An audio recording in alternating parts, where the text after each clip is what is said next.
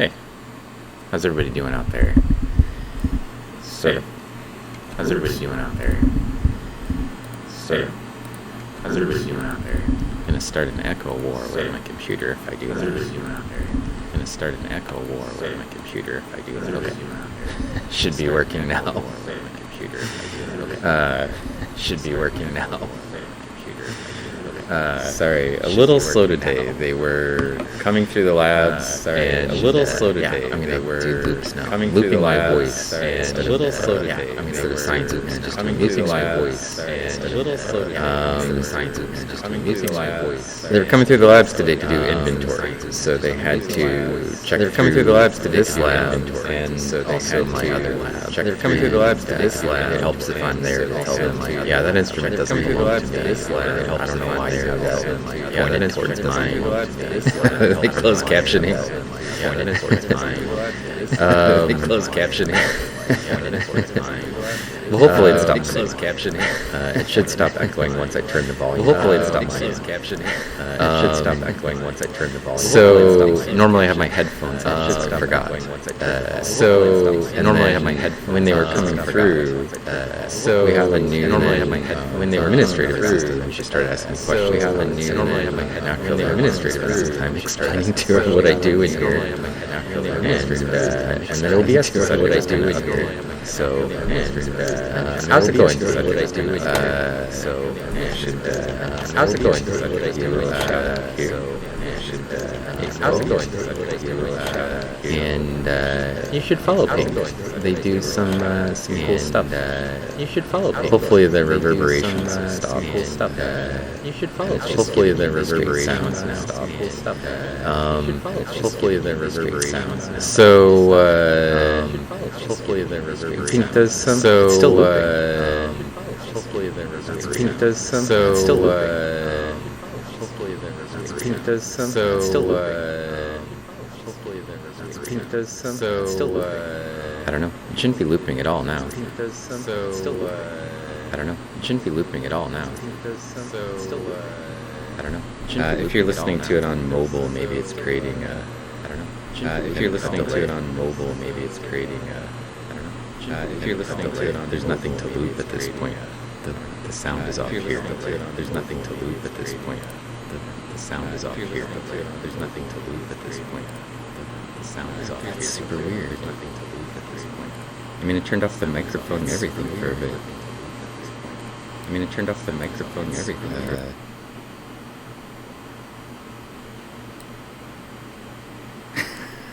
Shouldn't be looping. Is the loop? That's a cool one. Well, now there's nothing to loop. It should just be the straight sound coming out. Is it still looping? Okay. I don't know why I was doing that. The desktop is just going nuts here. Just maybe the sounds are messed up as a result. But OBS just decided it was going to do whatever it wanted to for the last 15 to 20 minutes. So I haven't made any. I don't know what happened. It just went nuts, and apparently it messed up my sound as well. But hopefully it's fixed now. Since I just have no sound coming out of my computer whatsoever. Yeah, OBS, you know how it is. Hey, Anna.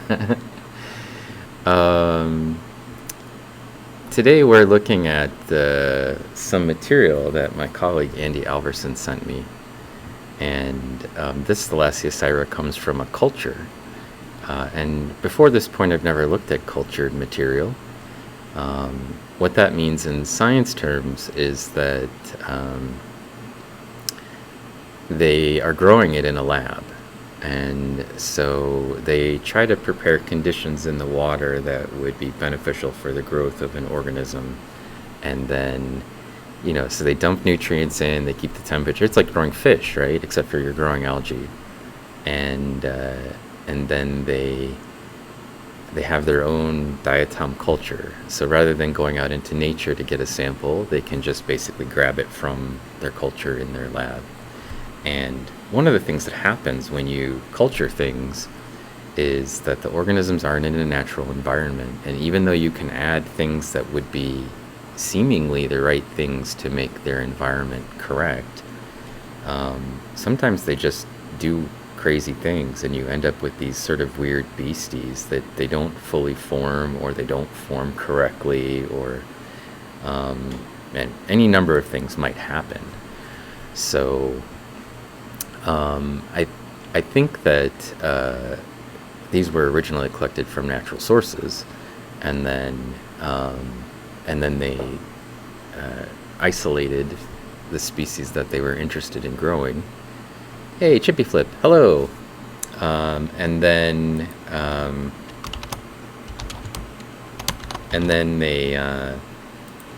they have it in the lab where they can collect the material whenever they need to, and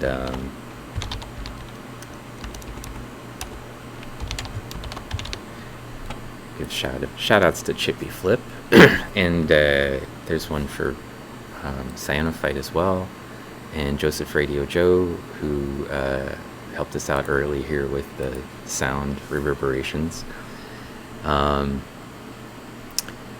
There's a pretty cool space photo that was an image of the International Space Station with somebody like on the outside of it, that someone had taken from the ground, from planet Earth. Anyway, so these cultures are ones that they can then use to, if they want to analyze the genetic code, or they want to have their own collections. And I'm not particularly sure why Andy wanted me to image them.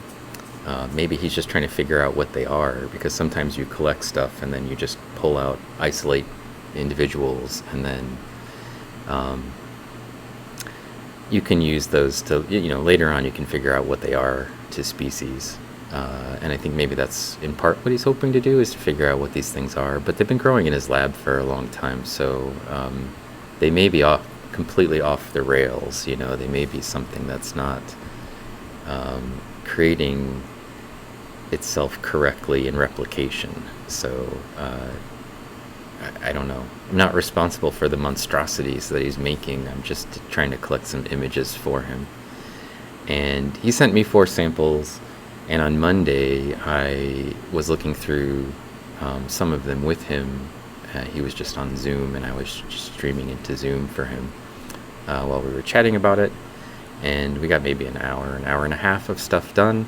And I said, well, I don't know if you want me to put this stuff on Twitch or out on the internet. And he's like, oh, I don't care. So here we are. We're looking at some of the stuff. And these are just some images I'm collecting from him. Yeah, no worries. So some of the things in here, like all of the things in here, should be clones of the same organism. But one of the samples, the material was super small, and I'm not sure that we actually have any of it that was preserved very well. And so I'm working on going back through. And so when we processed the sample, I had my lab technician split it in half. So only half went into what we were actually processing. And so I have half of the original sample that was sent to me. And because the part that we got doesn't look very good, like there's not enough of the organisms, or something may have happened when we were processing them. So cleverly, I always keep a little bit of it, so that in case that happens, we can double check, right? See what's going on. And then I don't have to bother the people who send me stuff with some more material. And in this case, we'll probably have to go back and take a look at some of the stuff from the original split that didn't get processed. So I'm going to do that, and I was planning on doing it today, and probably if I had just a little more time, I would have been able to get around to doing it. But if Andy, if you're out there watching this, we'll see what we can do about first processing it, trying it unprocessed, and then trying a little bit of it completely unprocessed, and then sort of see. But I have to rinse the samples because they're cultured in salt water, because the Thalassiocyra and organisms that we're looking at mostly prefer salt water. And if I just went ahead and put them on a stub or a slide, the salt crystals would actually crystallize out of the water as it evaporates.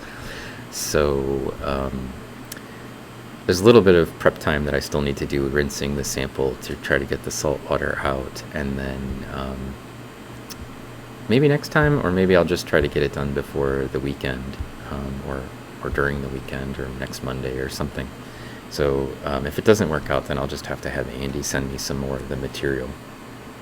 So I collected this image, and like it's been sitting here for a long time, fully developed, so we should probably move on.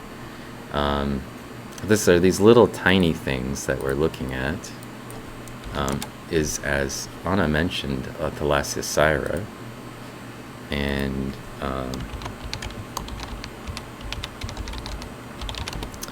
Thalassiocera look like this in the light microscope, and you can click that link if you're interested in wondering what a how would you determine what is a Thalassiocera. But they're usually characterized by the presence of one Photoportula, which is on this organism that we're looking at. It's this thing right here. And if I zoom in, you'll see it's not very impressive as a thing that we're just looking at as a feature, but in the diatom realm, when they're looking at these really small things, we determine a lot of the genera and the species based on these really small processes that occur. And this process over here, so process is basically just something that goes through the valve wall or through the cell wall of the organism. These things over here are called Photoportula, or sometimes referred to as strutted processes.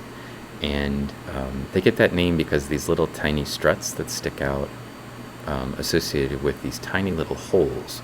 So they're always identified by having one larger hole in the middle and then a bunch of satellite holes around the outside edge. And they may have 2, 3, 4, 5, or 6. I don't think I've ever seen more than 6 little holes around the outside, but that's usually characteristic of the species. So this one has 4. And then they have these little tiny coverings that go over the process. These ones are just little tiny, like thorn-like things that are built out of the central tube. And then this tube goes all the way through to the outside. That's how we'd identify something as a process. It starts on the inside of the cell wall and it goes all the way through to the outside. And so when we get an outside view of this diatom, you'll be able to see what it looks like on the outside, but it's basically, on the inside it's just a hole with like a little donut with little holes around it that are linked with it, and it covers over them, the satellite pores. And then this thing is the labiate process, which is another useful component of the genus Thalassiocera. And it's basically looks like a little mouth, and this one's kind of sideways and you can't see it very clearly. But there's a slit that runs down the middle of this piece of silica here. And then it has sort of the shape of a fan almost, like a fan you might fan yourself with. But they look like 2 little lips, basically. And then it also is a process. The Photoportula has an opening that goes all the way through to the outside. And so those are distinct processes. They start on the inside, they go through to the outside. And then there's another bit of terminology here which is relevant, which is these little tiny salt and pepper shaker-like openings that you can see here. And there's sets of them all around on the surface are called areoli, and they're just like a simple covering over a hole that goes to the outside. And this simple covering part is called a cribra, with a bunch of little tiny holes, like a salt and pepper shaker. And these are mostly used, if people are asking that question, these are mostly used to communicate with the outside world, not by like text messaging them, but like to pull nutrients in, or squeeze waste products out, or to bring in dissolved gases, for example. And then this thing, we're not totally sure what the Photoportula is used for, but usually people think of it as being responsible for helping to put the nucleus of centric diatoms in the middle of the valve, and it's used sort of like as an anchor point to allow them to divide. But why that needs to also have an opening to the outside is unknown to me. Maybe somebody knows. And these little mantle Photoportula usually are used to sort of squeeze out some protoplasm or cytoplasm into the outside realm, and they kind of baffle the descent of the organism a little bit because these are planktonic single-celled organisms. So this junk that's over here is just some organic junk, maybe, that's stuck on the side of the valve. It didn't dissolve off when we put this thing in nitric acid originally, or it's a piece of dust that was in the water that just basically got trapped on that material. So because we're looking at things in the scanning electron microscope, they have a topography and they have an inside and an outside. And so that view that we were looking at was the inside of the cell wall. So think of it like a little bowl, right? And then sometimes we'll see them from the inside and sometimes we'll see them from the outside. This is another view of the inside. So you can tell it's like a cup-shaped. And then there's some processes here. There's the Photoportula again. And then there's a bunch of some organic junk that's around in this one. And what I'm looking for now is an external view, so I can sort of show you what they look like from the outside. That is also an internal view, but it gives us a good view of the girdle bands, and you can see these are kind of nice when you get the views where you have a 3/4 view of what's going on, because you can see the inside of the valve and the processes here, and then the outside of the valve, and there are the external expressions of the mantle Photoportula, the little openings that have the satellite pores around them. You can see them right here coming over the edge of the valve. Oops, hang on, I'm just trying to get it close enough so I can focus it perfectly. And then I'm going to center it, and then I'm going to zoom in a bit.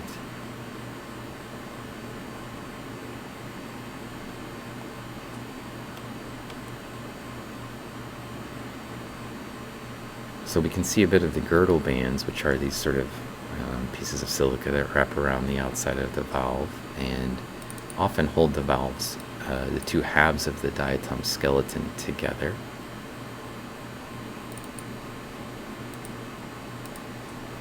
And then we can see the inside of one of the valves and then a little bit of the outside of that valve. I think you can think of the valve as basically, for these diatoms, as kind of little bottle caps.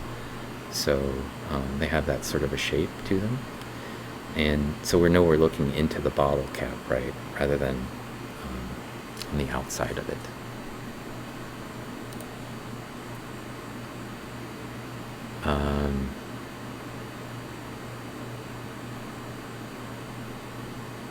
Okay, I haven't seen any comments, so I'll just roll with what we're doing.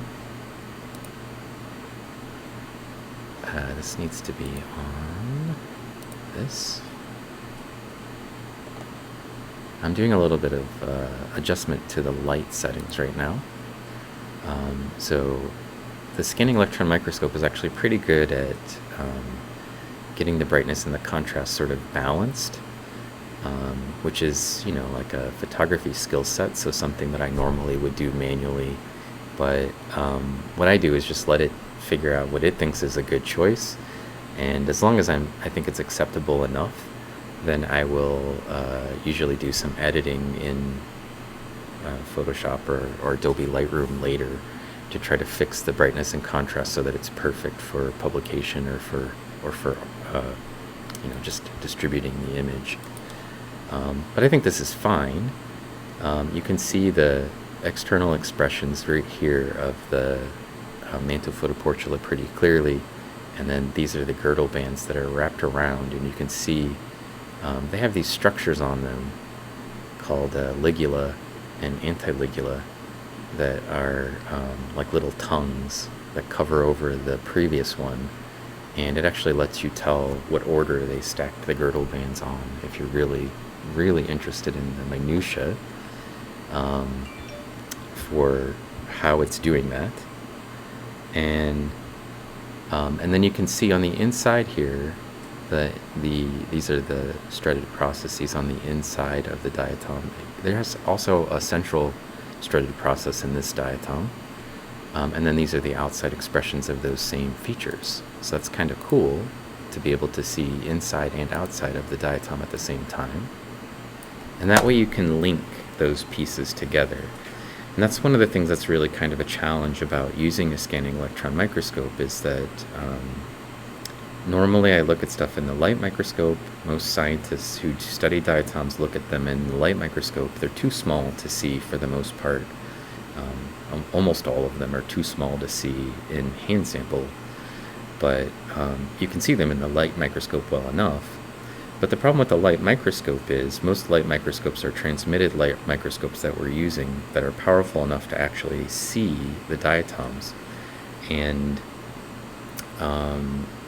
it's basically like an X-ray, right? So it's, imagine you only saw human beings as their skeletons, right? You can't see their facial features, you can't see any of the things on the surface of their skin.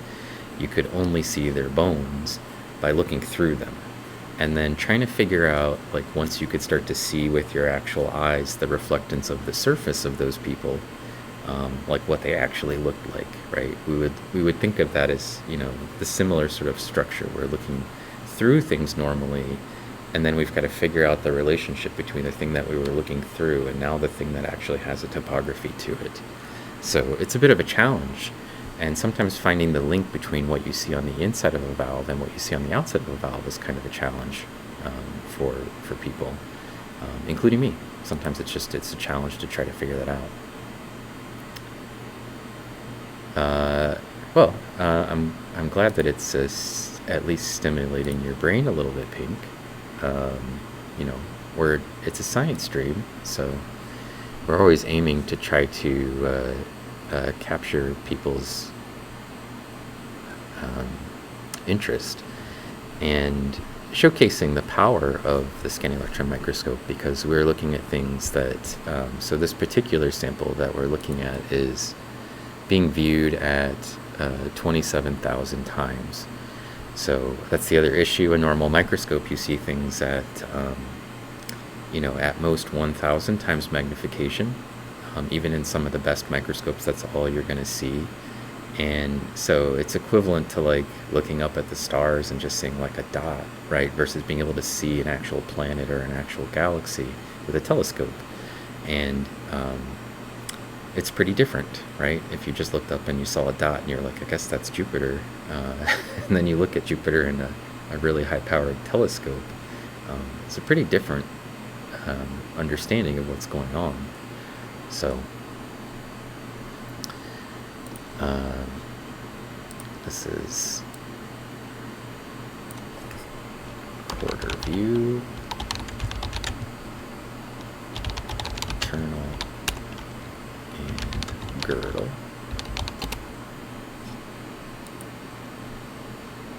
Okay, let's see what else we can find. So one thing that's different about these samples than any samples that I've ever looked at on the stream before is there's only one thing in them, because they were collected in a culture, and the culture was basically raised up from a few or a single cell. There shouldn't be anything else in there. It should just be these things. And actually, this is a really cool example of the sort of monstrosities that happen when you grow things in a culture. These holes that you're seeing on the valve face, here, and here, they belong on the outside edge. They're the strutted processes that go around the outside of this diatom. And this one is just turned into a monster, and it's created its strutted processes on the valve face. So normally, you know, if we think of these spines as being the position for where those things might normally be, it's putting its spines in like this position, like across the valve face. in totally the wrong spots. It's completely misshapen. It just basically, you know, this one was having a hard time putting its skeleton together the way that it was supposed to. And I don't think we want to take a picture of Quasimodo here. Circus freak diatoms are kind of interesting to find, but I don't think that we want to use them to characterize anything. This is just a girdle band, so it's the part that wraps around the outside there. And I saw some other ones when we were looking around on Monday with Andy that had messed up valve faces where they had a bunch of strutted processes in the wrong place, and I was like, oh boy, that's not what that's supposed to look like. But you have to sort of know what things should look like in order to know what they shouldn't look like, right? So I don't know if this Photoportula is any better than the last one.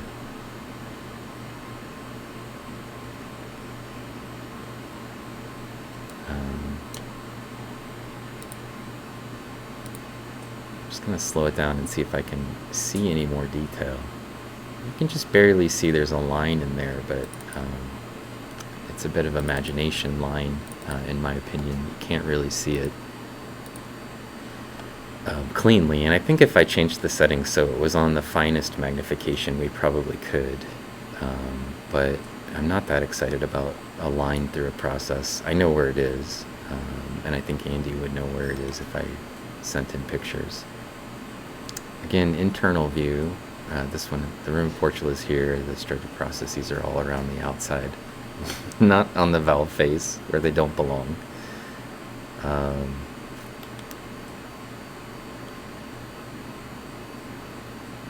So I think the way that the culturing is typically done is everything is just one, grown from one organism. So they isolate just a single cell, and then so everything we're looking at should have identical DNA, like absolutely identical DNA. They should all be clones. So, but you know, the longer they're in the tank together, you know, that's when the weird stuff starts to happen, I think. So,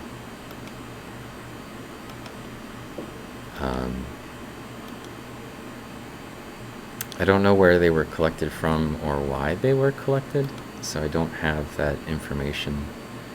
I mean, I don't know that it's necessary to relay it, but here's an example of an external view. This one's got a little bit of junk over the surface, so you can't see most of the features very well.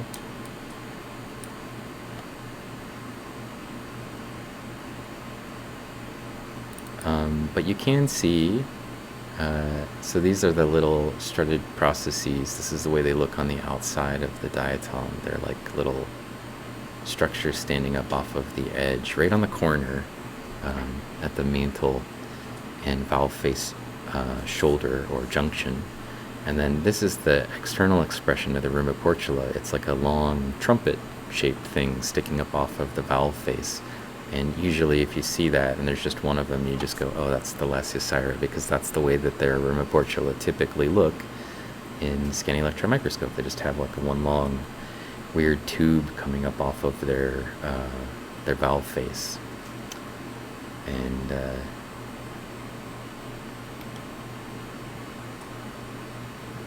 then you know.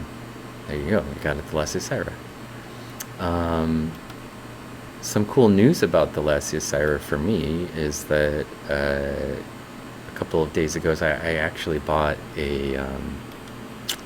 some of the merchandise that is like Diatom merchandise, and I think I bought a t-shirt with the Lasiosira. I don't remember which one it has on it, but one of my designs, basically. I hadn't bought any of my own t-shirts, but I thought, oh, it's time. I should probably have some of my own merch.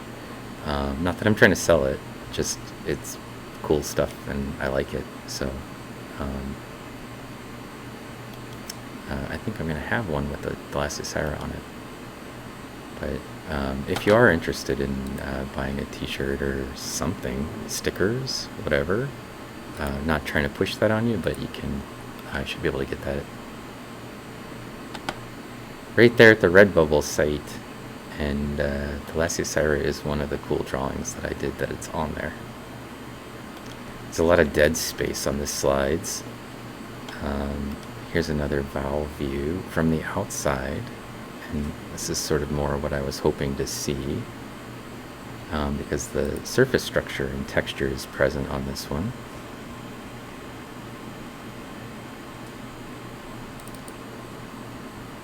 It's slightly dissolved though, but there's the Photoportula. Here's all the strutted processes around the outside, and then we can kind of zoom in and look at the, this is the central Photoportula.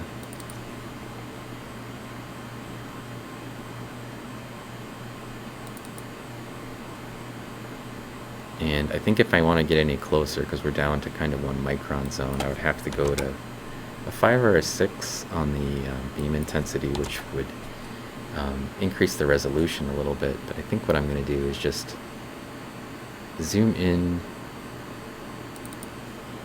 try to get the focus as clean as I can, which I think is right about there, and then zoom out a bit. Oh, I know what I can do. One more thing I can do, which is get us a little closer. I just moved the stage up a little bit, because when you start looking at really small stuff, you kind of need to be like really close to it. If you think of the way that a magnifying glass works, it should be kind of obvious to you that the closer you get, sometimes the better off you are when you're looking at stuff in a magnifying glass, and the same thing is sort of true with a microscope. You want to be able to get nice and close to things, and it should improve our resolution just a little.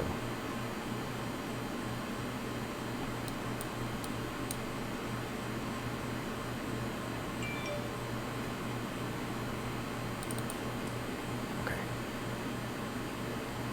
And then I'm going to change our speed settings and fix the brightness and contrast.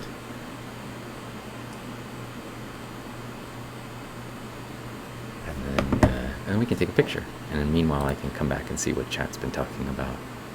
Michael Learning, hello. If you're not following Michael Learning, there's another great person that you could invest some of your Twitch time into. Michael Learning, obviously, based on the name, studies mushrooms. What's in the SCM right now? We're looking at some cultured material. These strange little beasts that were captured by Andy Alverson's lab and then isolated, and then because diatoms can clone themselves, they just put them in these tanks where they have all the nutrients they could ever want, and they just go like, be yourself, make clones, and they do, and then the clones over time turn into sort of circus freaks. So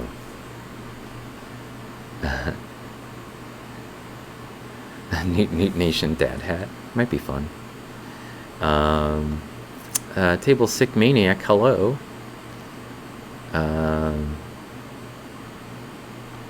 Welcome in, everybody.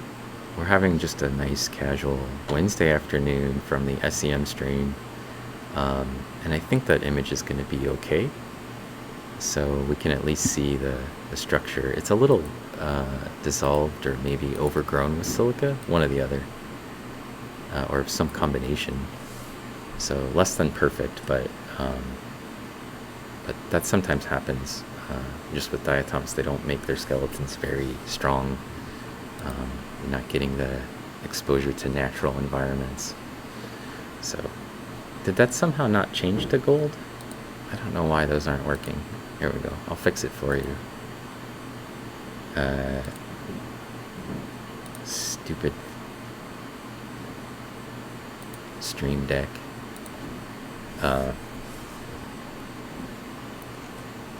Was there any other that I missed? No. Okay. If for some reason they don't seem to be functioning correctly, and I'm not sure if it's because of the, I didn't change my code, and it is plugged in. Oops. So I'm not totally sure why it's not functioning correctly, but oh, it did pull out the tardy B. On my side it works fine. For some reason the chat stuff isn't working, or the links to the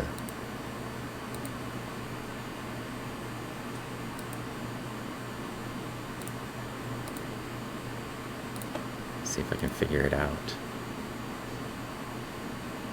Oh, this is interesting. That's why.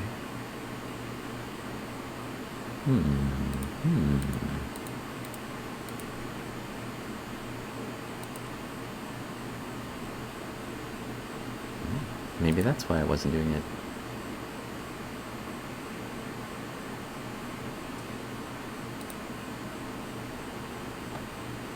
It's doing something where it wasn't listening.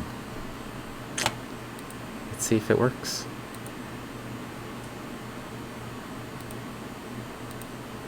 Aha, it's working now. Apologies for your channel points. I'll put it back to gold for you. There you go. Something had happened. OBS, what can I say?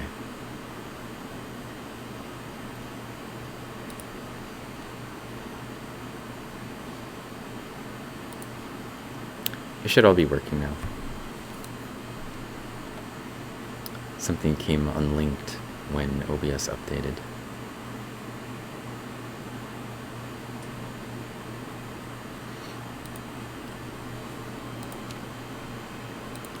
So this is just the surface, external surface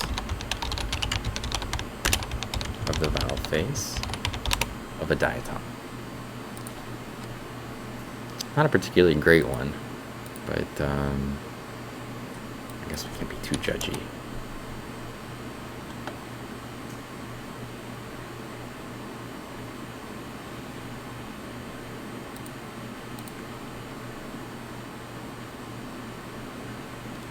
Alright, let's look around for a little bit more on this stub. It might be helpful if I could find a girdle view, like a full girdle view of the specimen. I think that's the only view that's really missing.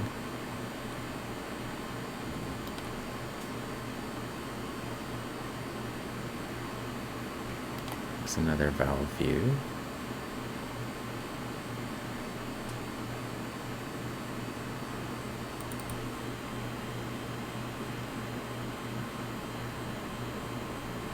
This one's a little less messed up.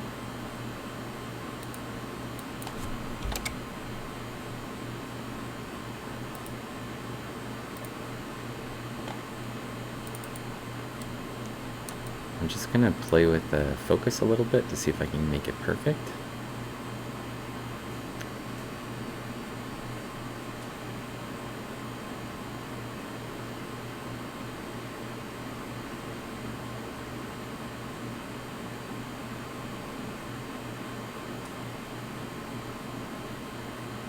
Or at least as perfect as I can. Which might be that. And then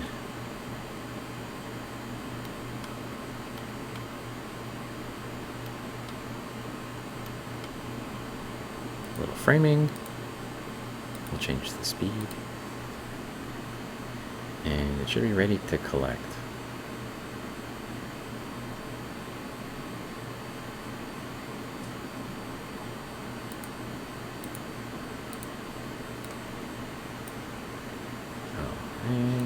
Screwed that up.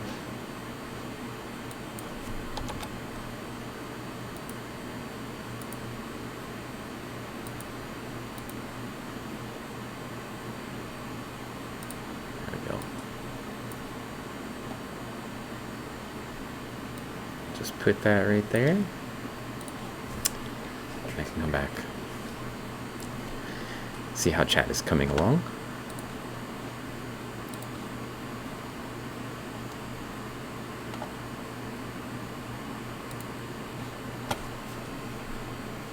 Should be a pretty one. And then we'll move over to the next sample, and I have a lot of images from all of these that I took very quickly on Monday, but I'll try to get some additional ones from each of the samples, except for the one that's not working very well. And then we'll also look at some diatomite. So I put some samples in here from these 10 million year old diatomites that I've been looking at from Lake Idaho.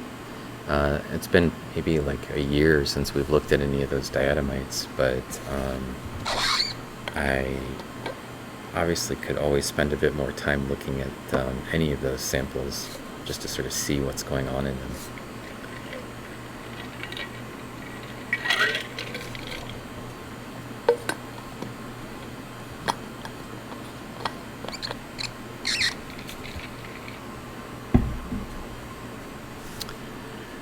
Is it normal to see mutated diatoms in a natural collection too, or does it only largely occur commonly in cultured ones? And do we know what the likely cause is? So that's a good question. You can sometimes see mutated diatoms in natural environments. Oftentimes they're associated with heavy metals in the environment, and so if you have some sort of toxic water conditions or heavy metal pollution or some sort of weird environmental conditions that are like that, you may see what are called teratological deformations, or what we sometimes just call them circus freaks, because they're not building their skeleton correctly. And you can see even this one's got some errors in the way that it's building things. So there's two Photoportulas stacked on top of each other here, and Photoportula is stacked on top of each other here, and then the mantle Photoportula is also Photoportula is also messed up.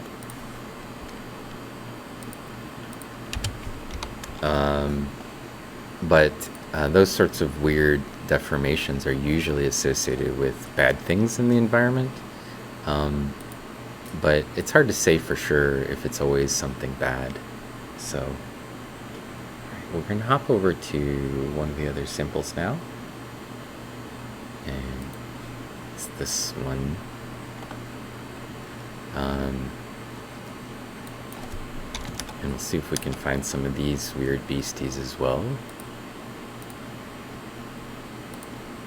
And the brightness and contrast are always all over the place from one stub to the next, so some adjustments need to be made as a result.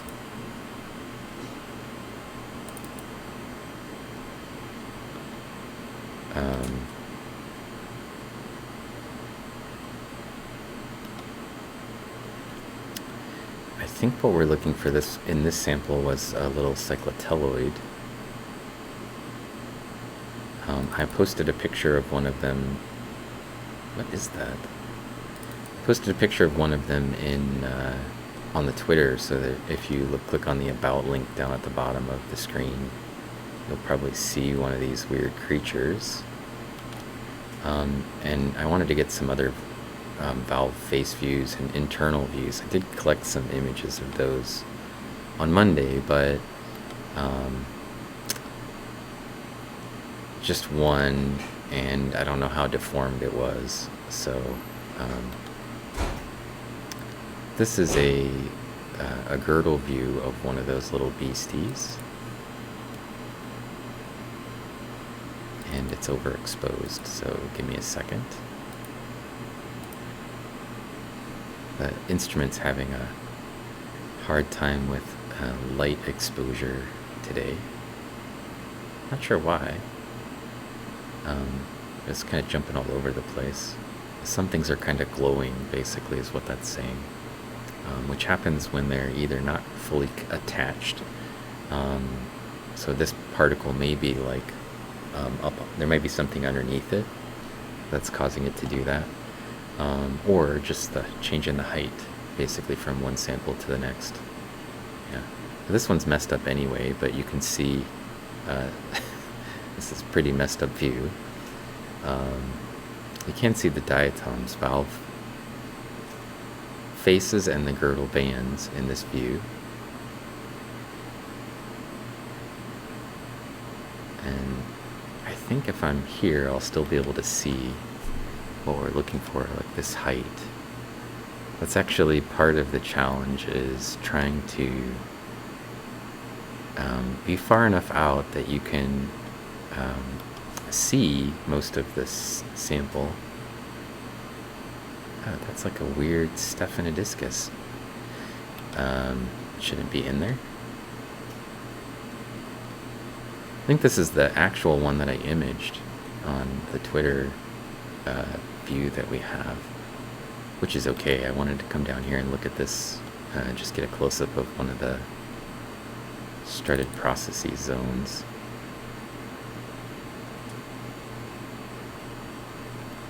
Because they're very strange. So on this diatom, this is not a Thalassiosira. It's probably a Cyclotella.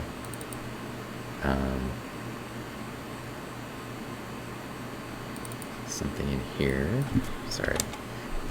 The Manto Photoportula have openings, and then the openings are actually really bizarre shaped. They have like bifurcating spine-like structures coming off of them in every direction, and that's pretty unusual.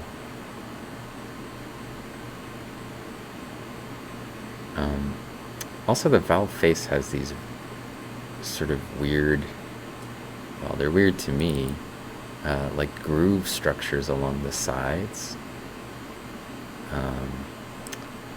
that seem unusual.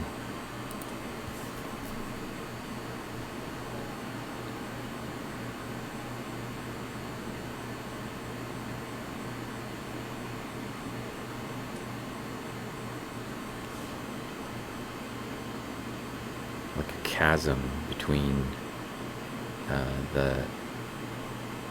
these are, you know, these ridges or whatever that are indentations that are here are very weird. Okay, I'll put it on 7, beam 6, and then I'll just, this looks okay. We'll take a picture. It's a very strange little beast. It looks like a beast of the forest. Oh, CosmoQuest, hello. Thank you for bringing your people in. Sorry I, you know, when I'm off in the SEM land, sometimes I can't hear anything. I was having some weird echoing issue earlier as well, so I turned off the sound, and I haven't plugged in my headphones, so I can't hear any of the raid noises.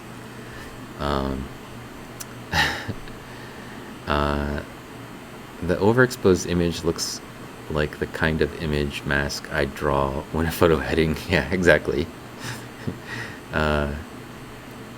Hello on the diagonal and broken symmetry. Thank you guys for coming in.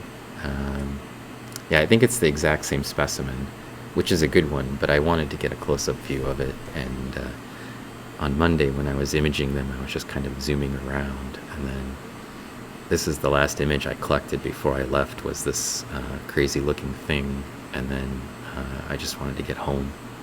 So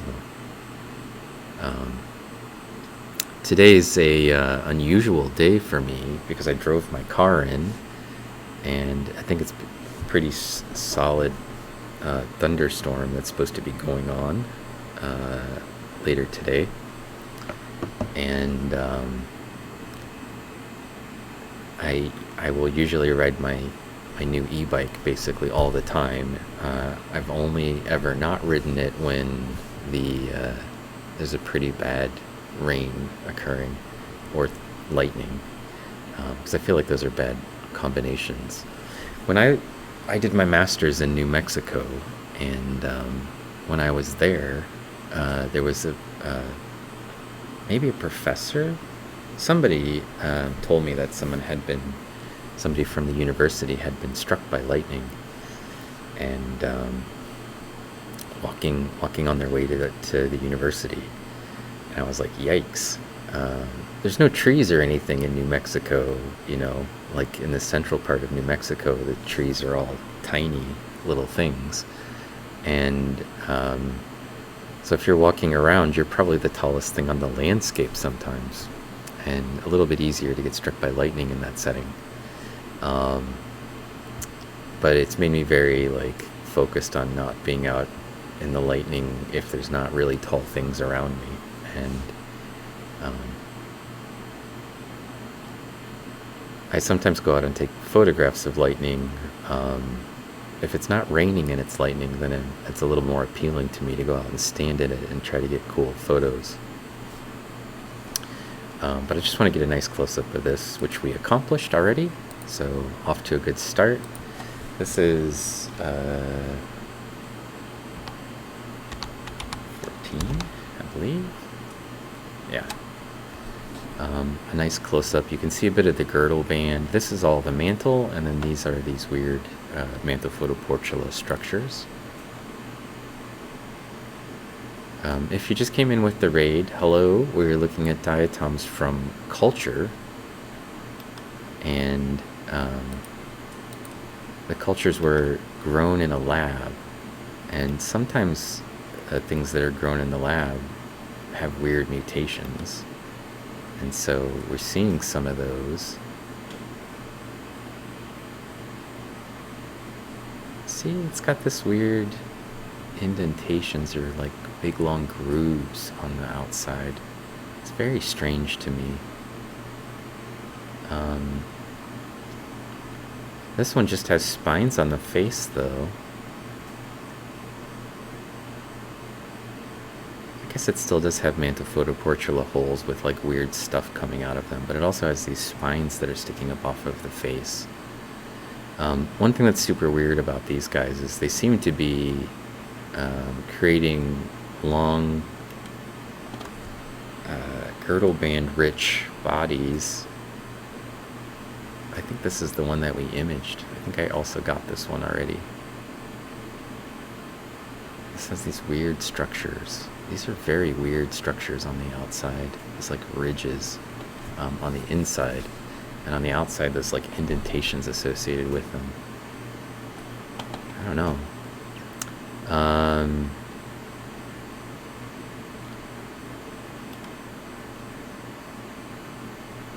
So they're making these very long cells that are... Oh, that one you can see the valve face on a little bit. That's what I want, is the valve face. That's like a quarter turn shot again. And you can see a little bit of the topography of it, so that's nice. And we can also get a nice close-up of these crazy spine structures.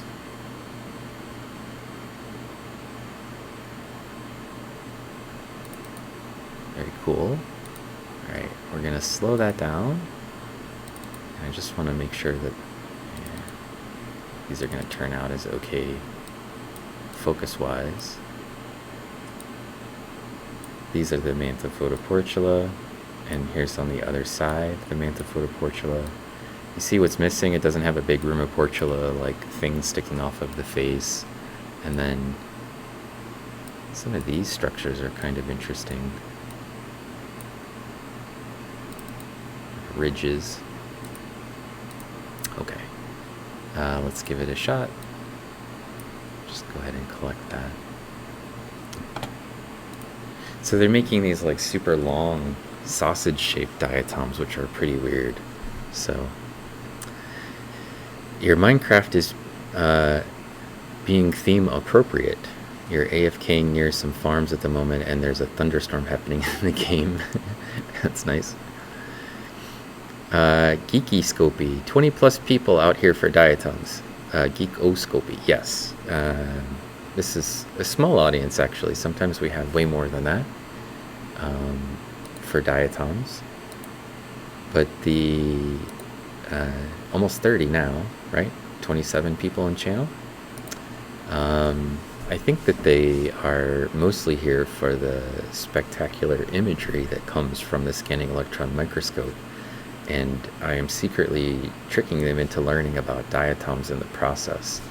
But pretty cool, and regularly get these sort of numbers, I guess.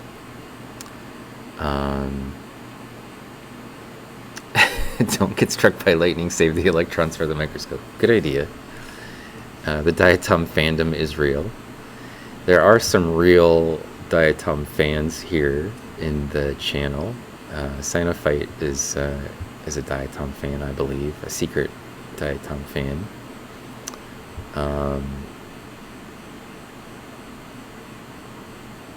Who also is planning to stream from the microscope. And pretty normal. Does your SEM, is that detect? Probably detect secondary electrons. We're looking at secondary electrons right now, Midnicorn. So the electron beam comes from, yeah, I can tell. I could tell it was like an autocorrect. The electron beam comes from the gun.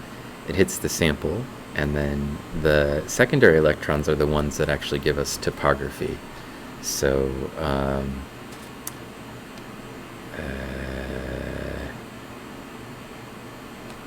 somewhere I used to have pictures of those things just built in. I don't know what I did with them. Also,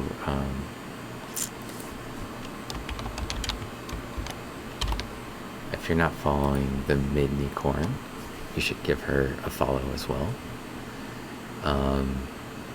She's mostly been doing stuff with leatherworking recently, but she's also a scientist. And streams here on Twitch. Sometimes science, I think. The secondary electrons are the ones that are giving us the topography of our image. So the secondary electron detector, that's the electron fires down electrons, they hit the sample, it knocks electrons out of the specimen, whatever's under the beam, and then the secondary electron detector is the one, it's basically like an eye. It just detects the volume of electrons that hit it, as a photoreceptor on there that turns the electron, has a positive charge, so electrons are pulled towards it, and then it captures how many hit them, and that gives us the brightness of every pixel, basically. And then this Scanning Electron Microscope also has a backscatter detector, which may be what you were trying to ask me about, which would be the electrons that go a little bit deeper into the sample and interact with the specimen, and then can't make themselves come as far off of the surface that the secondary detector would detect them. They're captured by a much closer sensor called the backscatter detector. And backscatter detectors can tell you something about the density of the materials that you're looking at. And so if you wanted to look at two different metals, for example, the backscatter would let you tell that this one is iron and this one is nickel, or this one is tin and this one is nickel, or whatever, because the differences in the density would be very apparent. And then it also has an EDAX, an elemental analyzer on it as well. So if we were wondering, like, what's the elemental composition of any particular specimen that we have on there,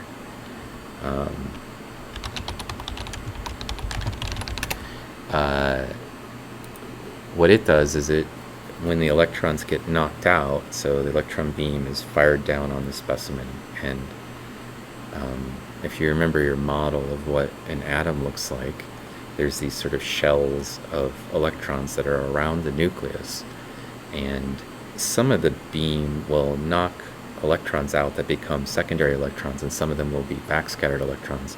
And when that happens, if it knocks it out from one of the lower shells, like an S shell or something, then it takes an electron from the shell above and it moves them down into the lower state shell. And when it does that, it releases energy. and because it goes from something that requires more energy to something that requires less energy. And what it does is it gives off that energy in the form of characteristic X-rays. And the characteristic X-rays are then captured by the elemental analyzer. And it can give you some idea of what the elemental composition of the sample is. Of course, it's meaningless for us because we're looking at stuff that's silicon dioxide, and all of it is silicon dioxide. So it's going to tell us that our samples have silica, oxygen, gold, which I covered the samples in order to make them conductive, and then aluminum, which is basically what the stub is made out of. So the elemental composition would not be very interesting for these samples, or any samples that I usually would look at for my research. So I hardly ever use the elemental analyzer, but there are people here who are geologists who might look at minerals, or they're trying to figure out like what the elemental composition of something is, and this instrument can do that. So for example, if we're looking for lead in the environment, or one of the students who I'm on the committee for is looking at like bioaccumulation of heavy metals, it might be useful for that, for example. So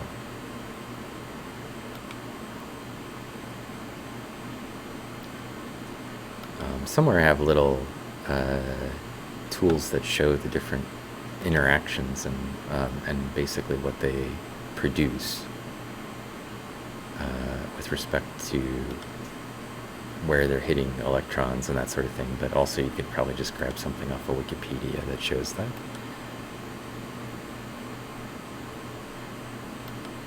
I feel like we got some good external views of this thing, and I just want to get like one more internal view. But our stage is pretty barren of stuff. So there's a lot of like crawling around on this little stub looking for rare organisms.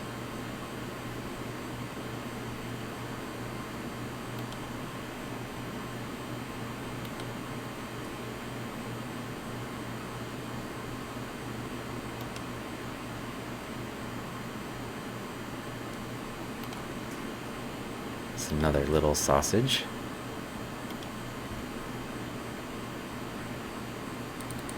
This is the Girdle View.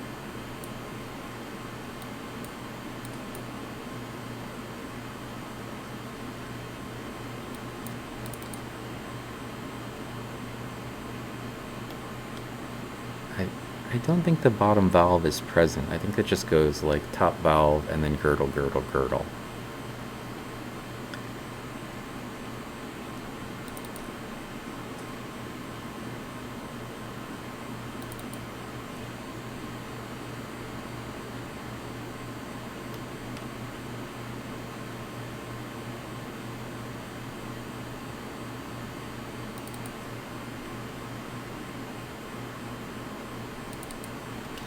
Okay, let's take a look at it in slow, and we'll just capture this one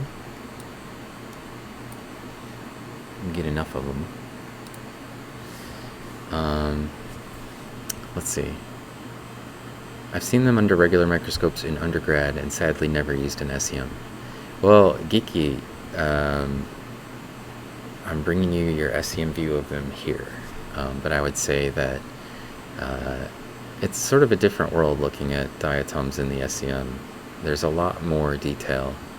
And I was talking earlier, before you arrived, a little bit about the light microscope is effectively looking at diatoms as though you're X-raying them, because the light passes through them and you just see the interference with the diatom skeleton, you know, in the form of light and dark space. And in the scanning electron microscope, you're actually seeing the surface. And there are microscopes that function that way, where you would look at a reflected light, usually for like high-powered light microscopes that have those. They have something called a Smith reflector, which is basically like a mirror, and the light housing is on the top, and the mirror basically lets the light basically be fired down onto the specimen, and then the path is then off of the sample and back up into your eyes, so that you can see some of the surface structure, but it still doesn't look quite like an SEM. I didn't know if it was the vector info or the initial electron combined with the reflected electron that gives the topography. It's just the secondary electrons that give you topography. So the only thing it's doing is basically like lights, sort of like light would reflect to your eye. It's doing the same thing. It's just capturing electrons that are coming off of the material. And you know, if you had a surface and you were pointing it towards your face, like right now, if I get the light just right, it's coming off at a perfect angle that this whole surface is very bright, because it's pointed directly at the camera. And if you tilt it just a little bit, right, it gets darker, and then you can see more of the actual structure, because now the light's only hitting the top part rather than hitting the whole face. And so this structure's light and dark features that you can see, like the depression in the middle of the valve or the little ridges that are present when I tilt it, that's what the SEM is doing basically. The light in this case would be electrons that are hitting it, and when things are pointed away from the camera, the light, some of the light is, you know, reflected in the wrong direction, so it's darker. And in the SEM, the same thing happens with the electrons. They come in, right, and it hits a surface, and then comes out of that surface. And if the surface is pointed towards the sensor, then it's bright, and if it's pointed away from it, it's dark. So it's just using the number of electrons that are coming in, the density of them, basically, and it captures those. So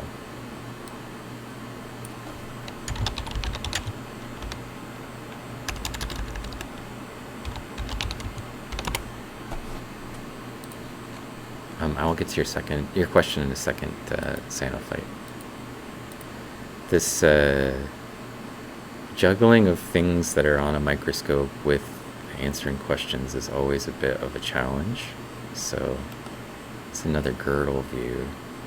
If I start to zoom out too far, everything becomes impossible to see. But you can see this one isn't as clean as that one that we had from the Twitter view.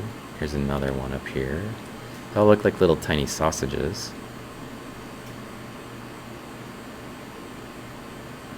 You can see girdle view, the valve face, and then this one's valve face has been pushed into the girdle, so the girdles are wrapped around the outside. And sometimes that happens when they replicate, and the girdle bands would have wrapped around two valves in the center that then became separated.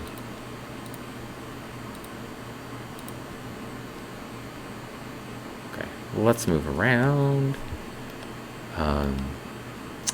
But I do think that one of the things that's nice about the scanning electron microscope and diatoms in it is that you can get to sort of see their characteristic structures and features. And while I think they are visually appealing in a light microscope, I think that's much, much more appealing. They're more charismatic, basically, for most of them in the scanning electron microscope, because you can see all these sort of spectacular detail that's present at this very, very small scale, right?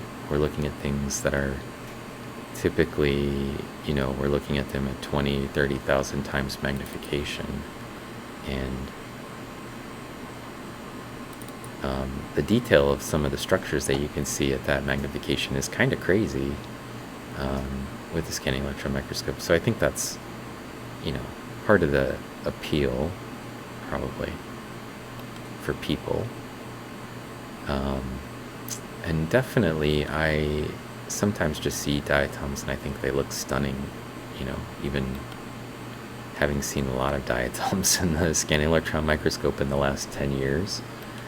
I still Still see some stuff that I think is pretty spectacular.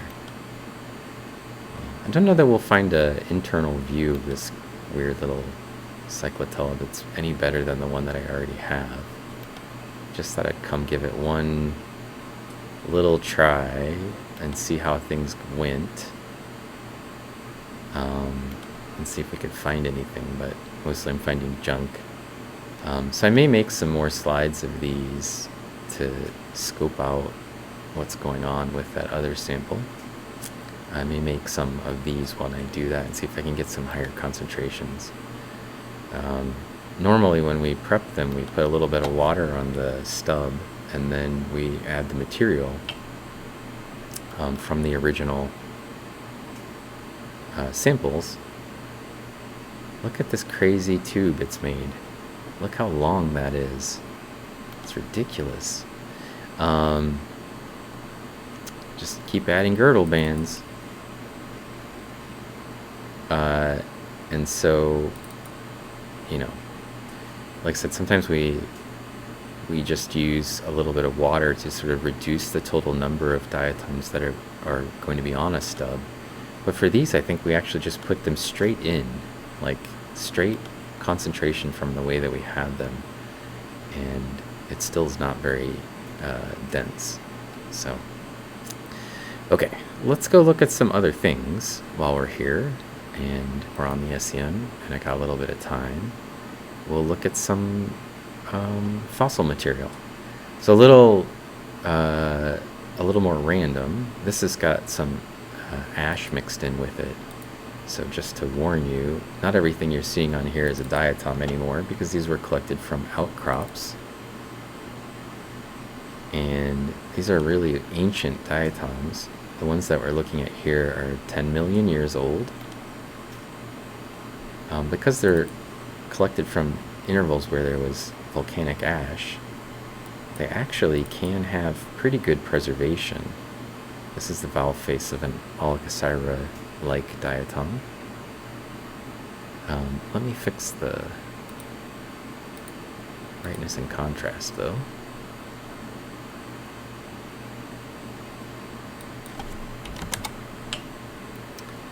And we can look around a bit. So here's an internal view of something, some more Oligosyra-like things.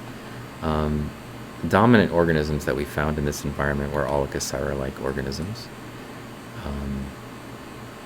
But that is some sort of Cyclotella or Staphylococcus. So there are some centric diatoms that aren't Oligosyra present in our samples. Oh, this is the stub that I can't screw all the way in, so it keeps turning when I try to zoom in on something. So I need to get close first and then zoom in.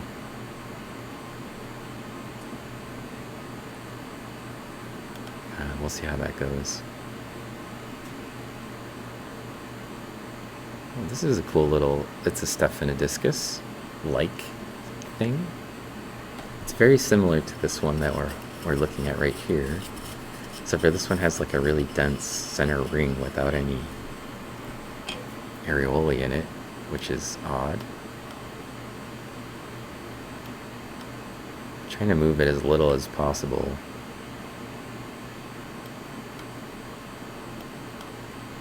To keep it from spinning.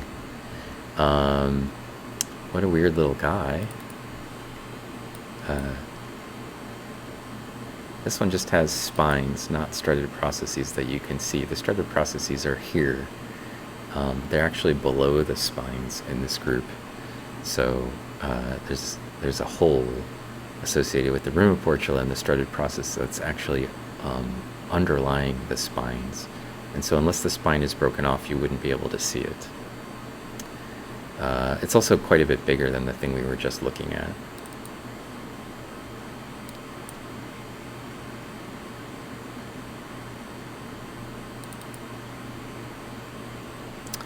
Okay, we'll do this. We'll do this, and a little bit of adjustment to the brightness, and while that's happening, I can see what's going on. Okay. After you secure a day job, okay. What happens if you scan living samples under the scanning electron? Hey, Gnome Fire. Sorry, I didn't catch you till just now. Another one of our friends, Gnome Fires, here in the channel.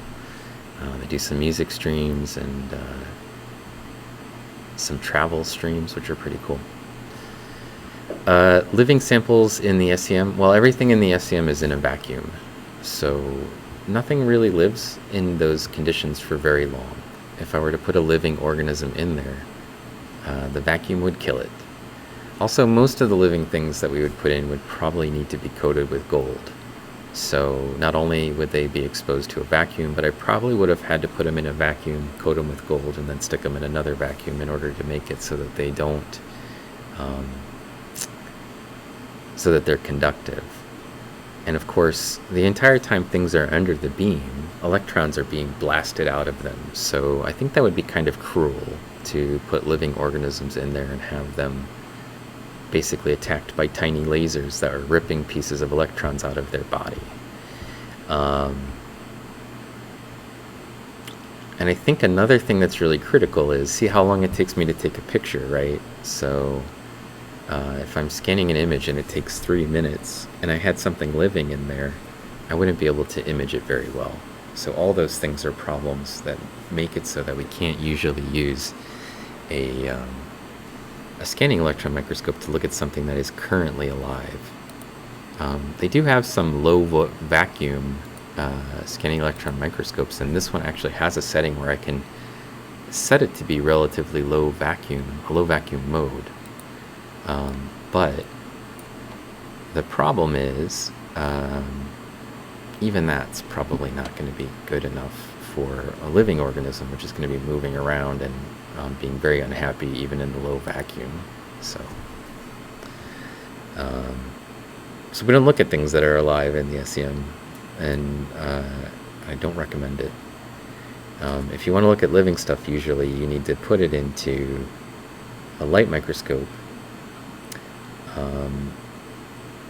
or you could put it into some sort of epoxy. It wouldn't be able to move around, and then look at it in its slices in a TEM, a transmission electron microscope.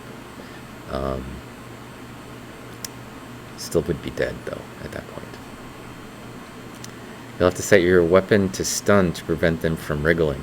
I wish I had a stun inside there to keep things from wriggling, but I just have electrons inside the chamber, and so I can only zap things and destroy them slowly, unfortunately.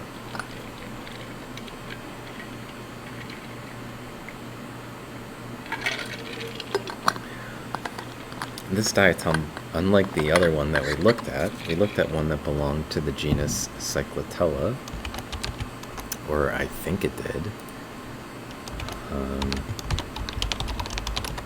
This is not a Cyclotella that we're looking at, but the one that we were looking at before was kind of a type of Cyclotella. And then the one that we're looking at right here is kind of a Stephanodiscus, which is this genus, if I typed it correctly. I did. Except for I gave Stephanodiscus a shout out instead of doing what I was supposed to do. That's a Stephanodiscus. Usually they have characteristic Photoportula that subtends each one of the spines, and spines on costae on the outside, which are distinct. The valve face is divided up into sort of pie wedge shaped fascicle and interfascicle areas, and this one has a really interesting central area that's sort of got a wide annular like band around the middle of it that is distinct and separates the central part of the valve face from the rest of it. Internally, if we saw an internal view of this, there should be at least one rim of portula. Hey, Studio Cornix! These samples are from Lake Iowa, which is not a real lake anymore, but an ancient lake. And it's in Idaho and Washington. And it used to span basically a large part, several states across the western part of the U.S. And So very ancient, 10 million year old lake deposits with no lake there anymore. And they were collected from outcrop by the Idaho Geological Survey. And they sent them to me and asked me to image them. So they're from the Rocky Mountains. And I've looked at some of the material from these and described a new genus from this material.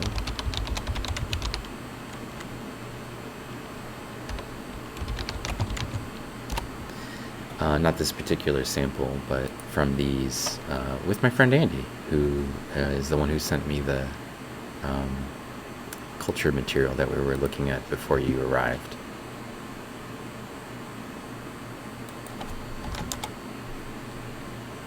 So these are things that were collected as essentially rocks in the field that we just scraped into little pieces, broke them up, and sprinkled them onto a sample to let them dry on a stub. And then here we are looking at them in the Scanning Electron Microscope. But if you wanted to look at something like this kind of material, you could just go to your local hardware store and buy some diatomaceous earth and crush it up a little and sprinkle it into a microscope. And this is the kind of thing that you would probably see in that. Most diatomaceous earth that you find in the US, I think, comes from either this site or similar sites in terms of age. They're mostly Miocene or Pliocene in age, from around the US, where we just have, you know, extra diatomite laying around. And it's used for all kinds of things, as we've talked about on this channel before. I think this is the same stuff. I've almost convinced myself of that already. So this is an internal view of, I think, the same diatom we were just looking at.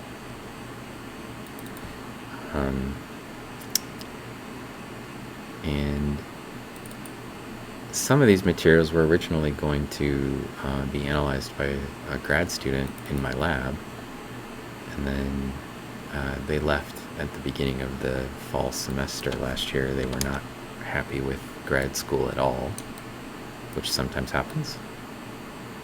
And so the project didn't get worked on, but nobody was giving us money for it anyway, so it's okay. This is an internal view of that Stephanodiscus, and this is the cribra, which covers over the areolae. The little holes that you see on the outside have a domed cribra on the inside, which is another characteristic of Stephanodiscus.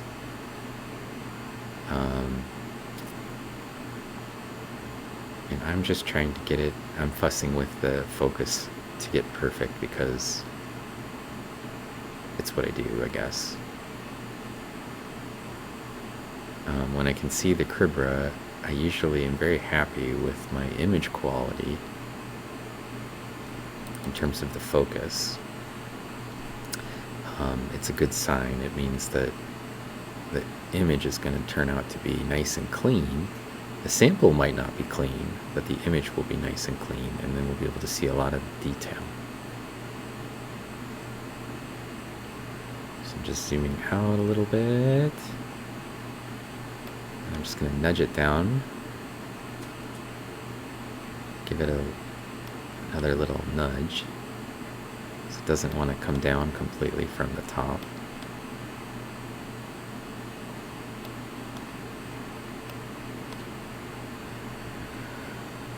Good.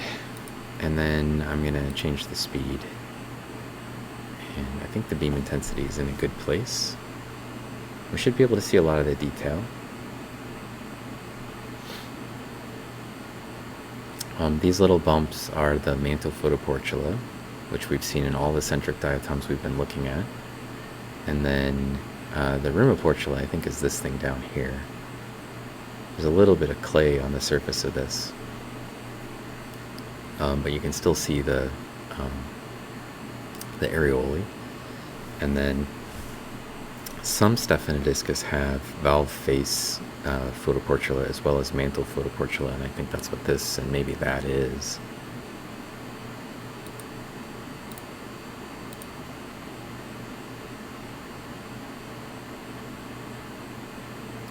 You can see the radiating spokes here where there's slightly lighter colored bands, and those are the costae, or the ribs, that are on the outside as ridges, and then these would be depressions on the outside.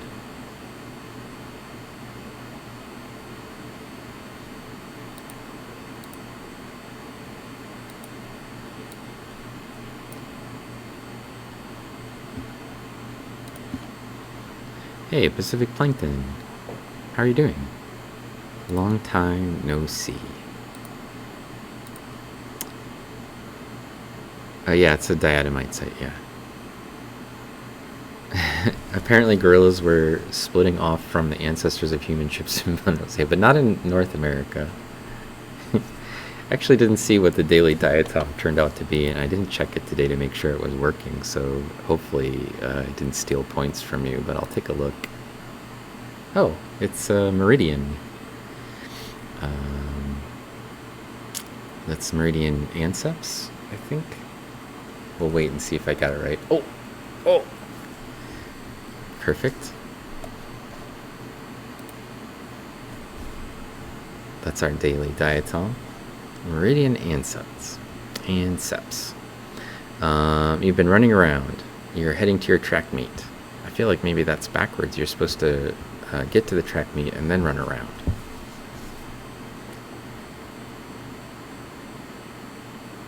Yeah, we're in North America. I have some samples that I'm supposed to be working on with my friend Nicole, where we're going to collect, potentially collect some stuff from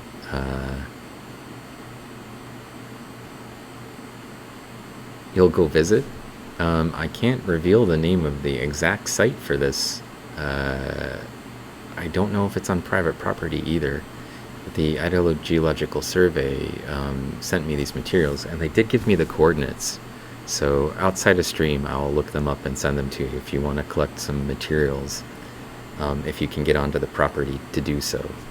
But I don't want to just send it out through the internet here. So thank you for the follow, Dinium.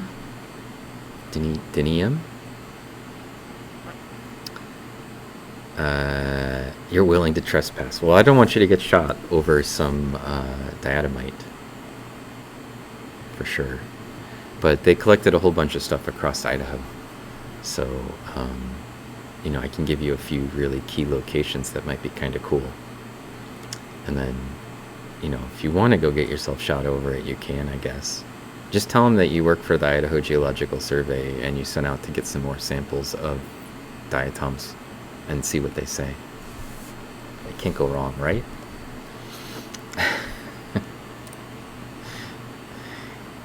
What could go wrong?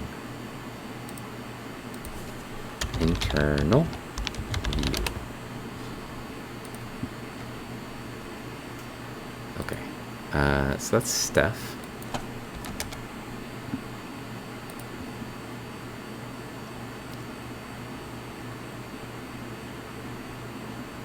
An internal view of a Staphylococcus.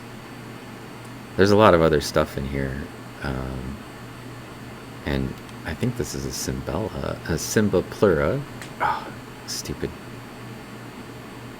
Oh, here it is. I'll have to wait until it's moved and then zoom in, like a patient person would.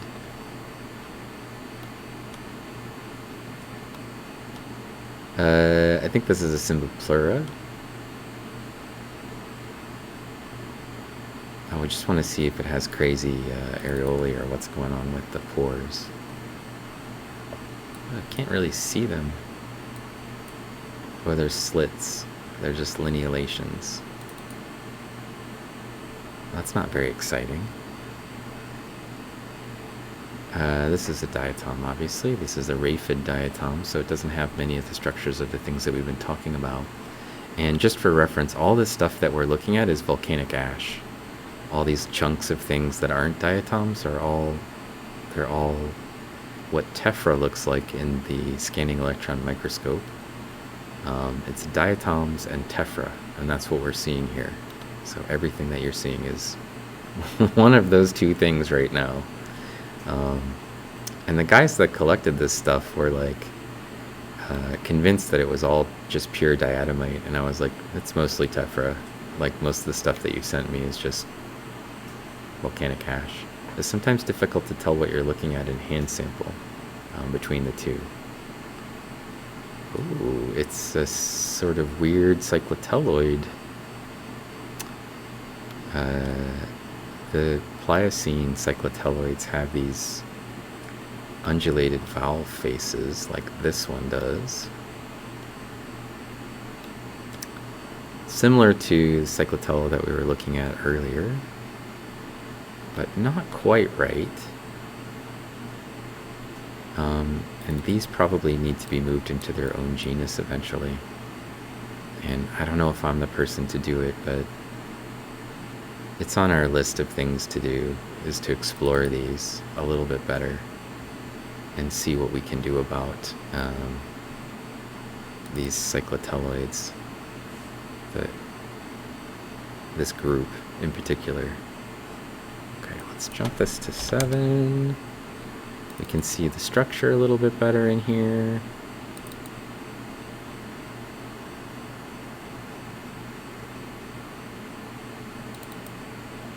And then out to the whole field of view. So it's egg-shaped, which is unusual for most cyclotella. They're usually more or less perfectly circular. And then it has this undulation on the valve face that's very distinct, and almost always when it has a transverse undulation like this, there's a Photoportula on one end of the valve, right either here or there. So I'm hoping that's the case with the one that we have here as well.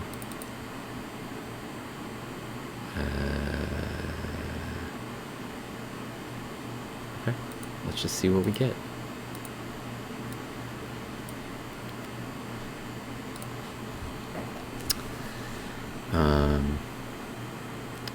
Patients are overrated.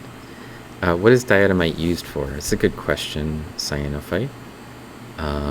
People use diatomite for a lot of different things. Probably the thing that most diatomists want to tell you, like, the first thing out of their mouth, if you ask a diatomist, like, what do they use diatomite for, is usually going to be, it's a filter. It's, it's a bunch of little lacy structures. And so people use it to filter things like beer and wine. And that's usually when people, that's usually the end of the diatomist's interest in what else people might use diatomite for. So it's used as a filter. For sure it's used to filter things like beer and wine. It's also used for pool filters, so like a swimming pool filter, all fun things. And then it also is used for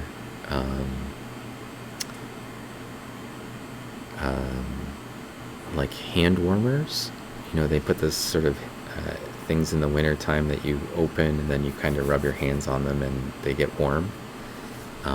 Those usually have diatomite in them. Anything that says like silica gel in it, it probably had diatomite in it that was modified for drying things out. It's used for in the old days they used it for dynamite, because the lacy structure basically would keep the glycerin from interacting with itself and causing an explosion. So the way a typical stick of dynamite works is it's packed with diatomite, and then glycerin is added in between that, and then a fuse is stuck in there, right? And then what happens is the explosion causes the glycerin to react with each other. And in that case, the diatomite is used to stabilize the concoction to keep it from exploding. And then the blasting cap and the fuse are basically used to reverse that process.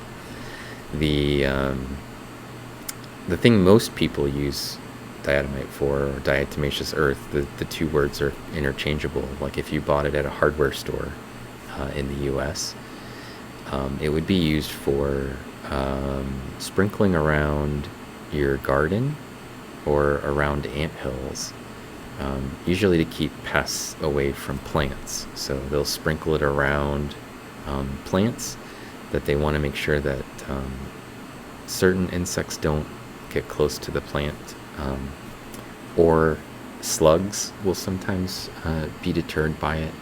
So it's used as like a natural deterrent in environmental conditions where organisms have to cross its path. And the reason for that is that the diatomite has all of these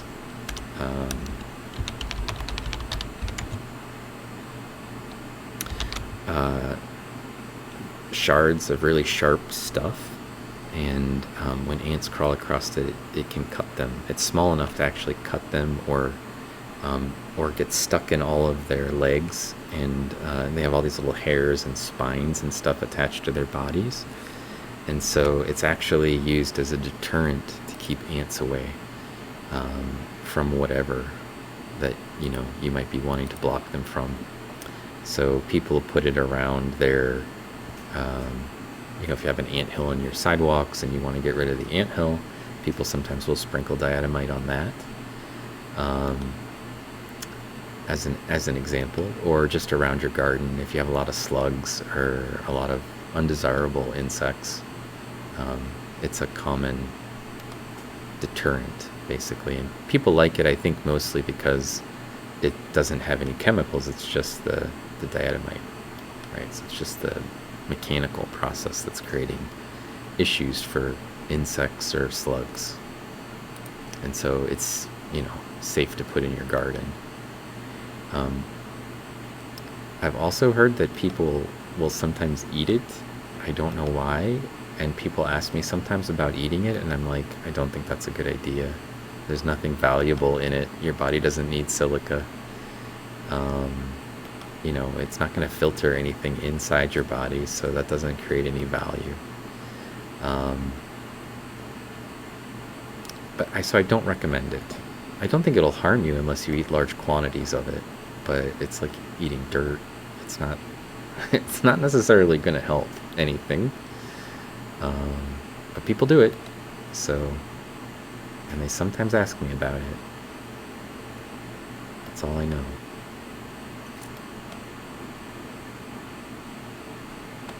This is another Stephanodiscus, I believe. We're looking at a nice internal view of it, if I could get it to not be so bright and ugly.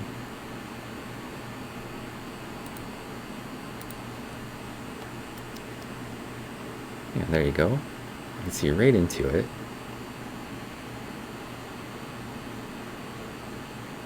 And then this is some sort of eraphid, Pseudostar maybe. This is a Stephanodiscus, and you can see all the strutted processes are here around the margin of the Stephanodiscus on the outside, and then these spoke-like structures are the interfascicles, and the fascicles are the pieces between them. So a lot of the same stuff we've already seen. That one's nice and clean, but it's also probably not going to image very well. There's another Steph right here.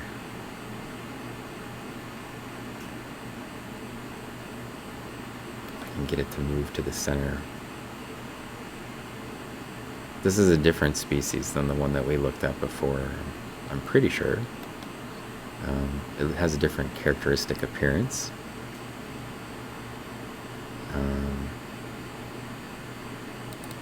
It still has sort of a central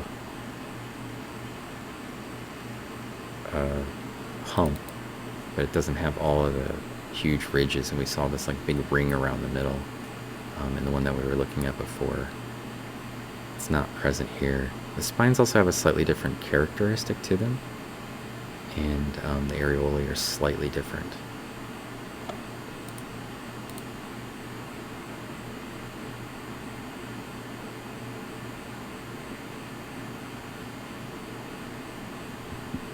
there is really pretty.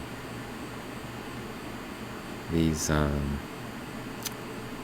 Manta Photoportula, what I'm assuming those are, really distinct. They stick out really far. Here's another one that also wasn't in the previous one that we looked at.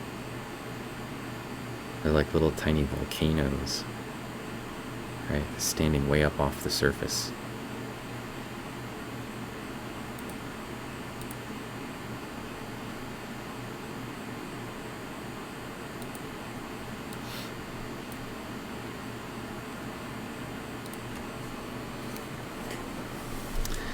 Lilu says, I used to use diatomaceous earth on your chickens to combat mites. Yeah, exactly. So basically any kind of thing you can stick it on there.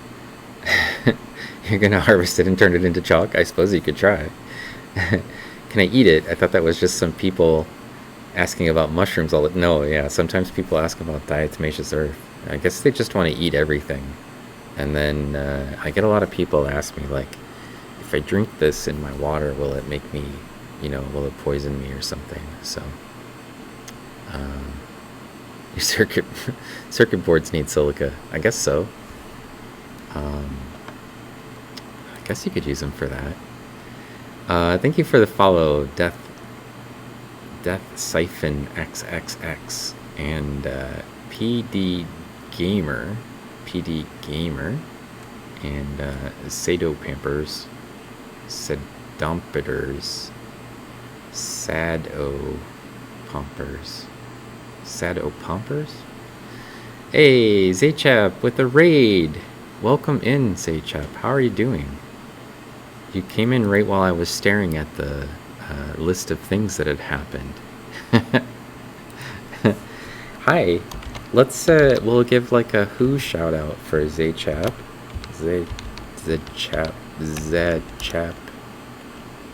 Zach Hap. I want to say it's Zach App. Is it Zach App? I don't know how to pronounce it. What's my who say? It says Zach. There you go. It's Zach Hap. They're an Aussie. They do gardening and they do technical dialogue, history, facts about reality. They're here to help you and me. They're deeply optimistic yet brutally realistic. They explore depth. Passionate expressor with an emphasis on meaning and honestly pushing for a novel potential to be free. And they can't wait to get to know you. It sounds like you should follow them. That sounds like a super interesting about me. That's nicely done, Zach. We're looking at some really tiny ancient diatoms from Lake Idaho Formation in Idaho. And they're 10 million years old, and they look like they just came out of the oven yesterday. So, very cool, fresh baked diatoms, but that are 10 million years old, and just some little beasties I hadn't looked at before, so I thought we would take a look at them in the light microscope. A bit earlier, we were looking at some diatoms that had been collected from living cells and grown in cultures. So this is not that. This is the other part.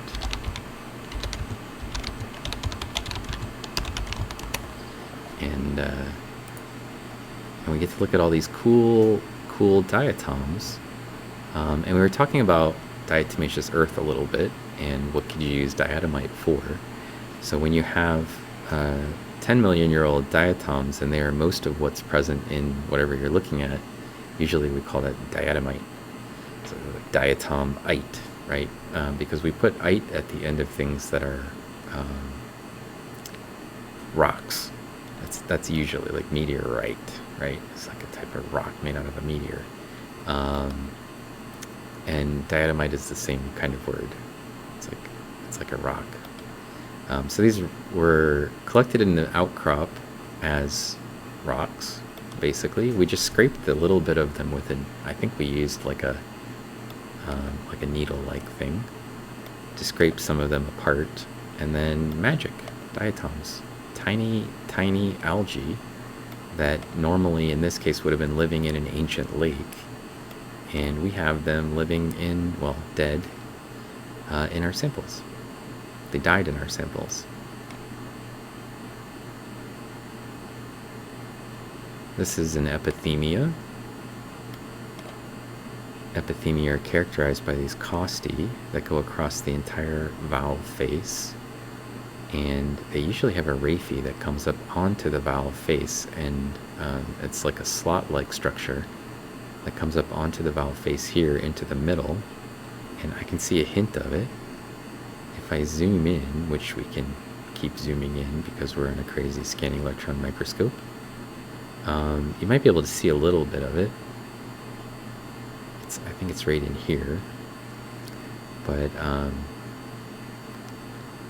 this is like a ancient relative, or potentially just straight up epithemia. It looks like it belongs to the adnata kind of type of epithemia species group.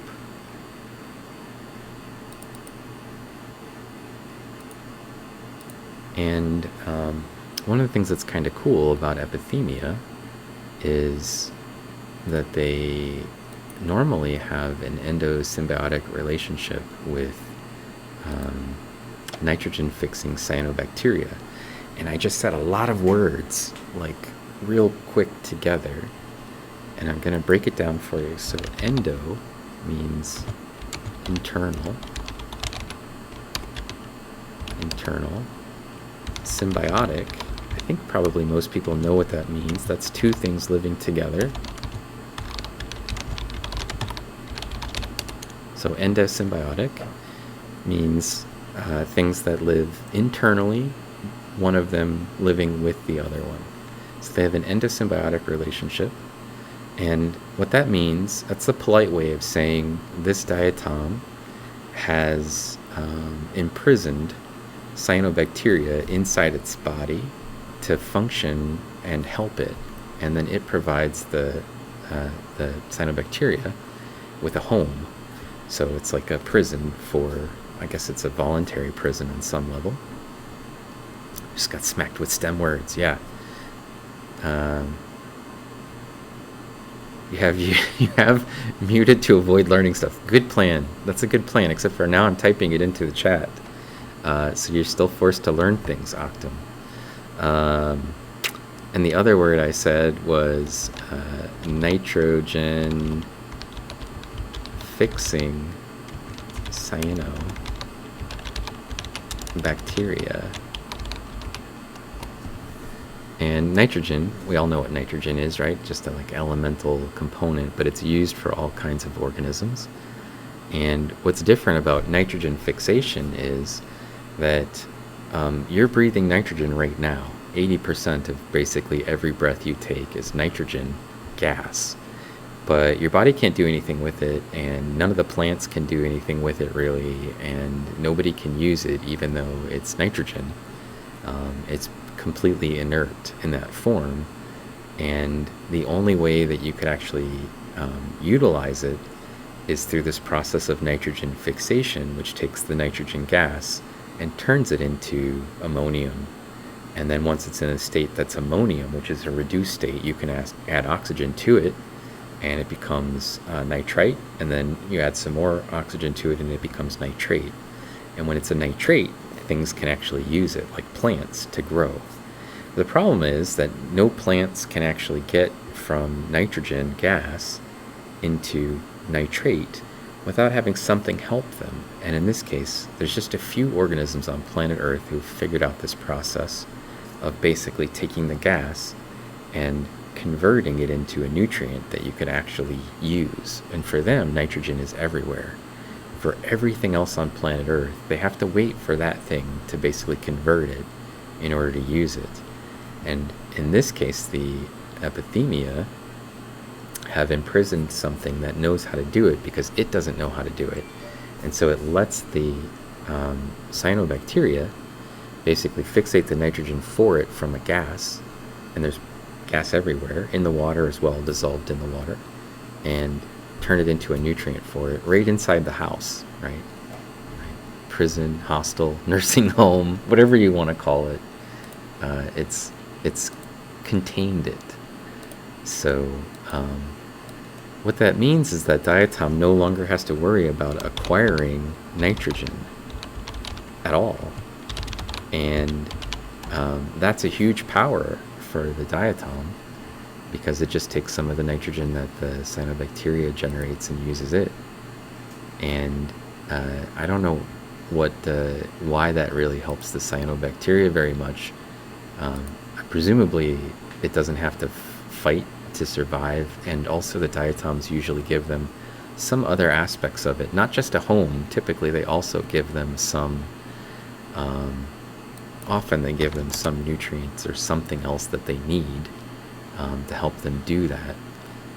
One of the things that helps is that in order to get from nitrogen to nitrate, it has to pass through ammonia, and ammonium is a reducing environment. And for a lot of the cyanobacteria, the way that they manage that is they put this mucilaginous sheath over the outside of their body, which makes them a reducing environment naturally, because the oxygen can't get through it very well.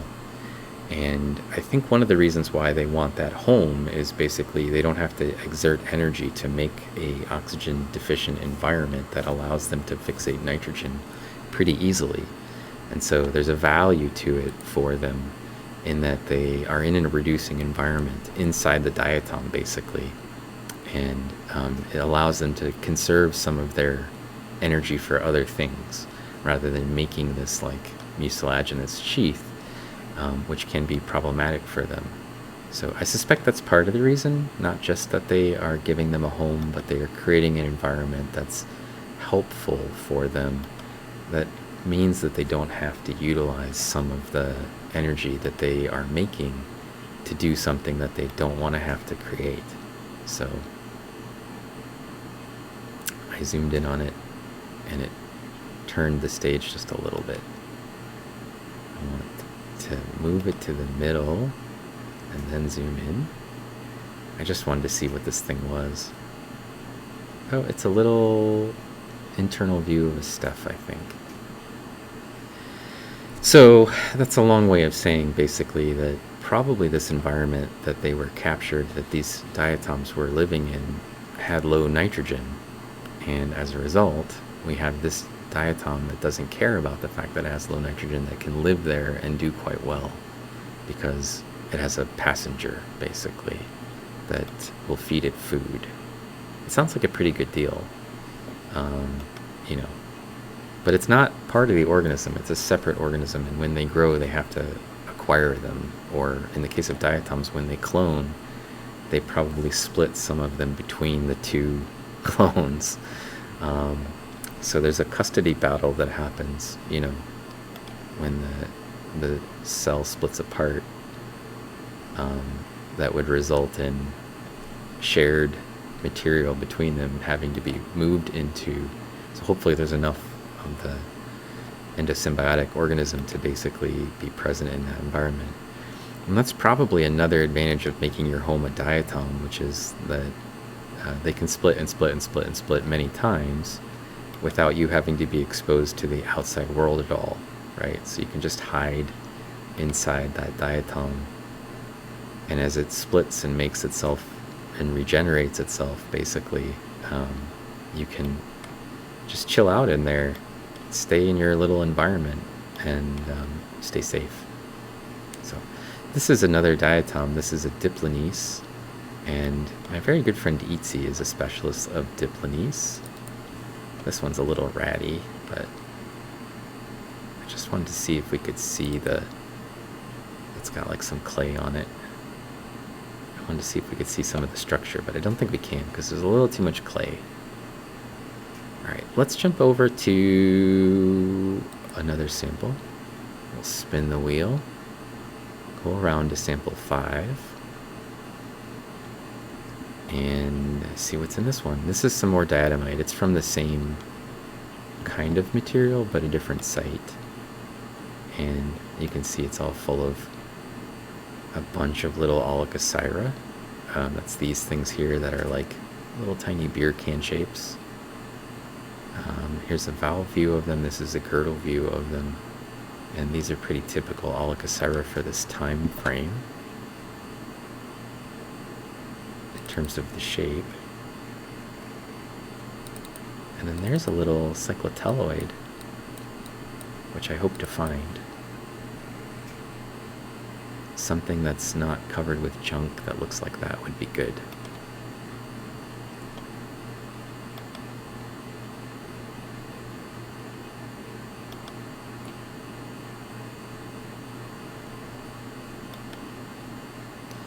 That's probably the eternal quest of the person who's controlling the SEM, is trying to find something that you're pretty sure must exist in your sample, but you need to basically search around until you can find it.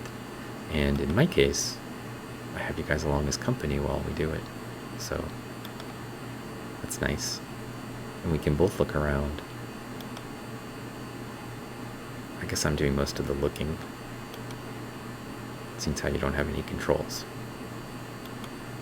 But you're here with me, so... And that's nice. Nice to be able to share some work. This is a giant something right here. What is this? We never know what we might find. In fact, most of the stuff that we're looking at probably doesn't have names, by the way. Here's another one of those cyclotelloids. That's an cocconyce. I mean, they have genera, like they belong to a genus. Some of them don't belong to any genera either. Because they're ancient, and people haven't necessarily looked closely for what these things are. And probably not very many people have looked at them in the Scanning Electron Microscope, except for my dedicated Twitch followers, who probably have seen some of the stuff before. If you've been around for a long time in my stream, you'll have seen some of these ancient samples before, because we have looked at them before. But like, you might be some of the only people on planet Earth who's ever even looked at some of these materials, which is kind of cool. And you know, I guess when I get bored of researching things I need to research, I can probably just spend my twilight years digging through these samples, finding new things to describe, because there's probably enough stuff in here that could be the end of my career, just going through, finding things and describing them. It's mostly not what I want to do, but I think it still would be kind of fun to characterize things.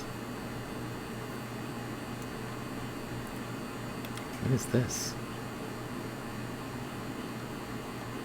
Oh, a girdle view. Girdle view of a Fragillaria. Oh, what is this, though? Oh. Oh. It's a Gomphosphenia? Maybe? That's a weird diatom.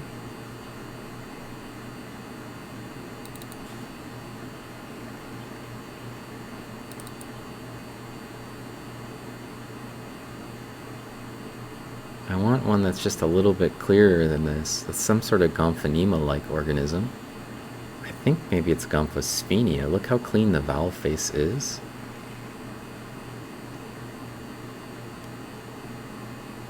Boy, that's a weird thing. Super strange.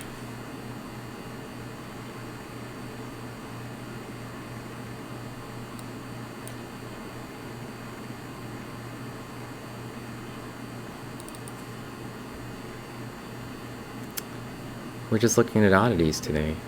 It's part of what we do. Looking for the weird ones.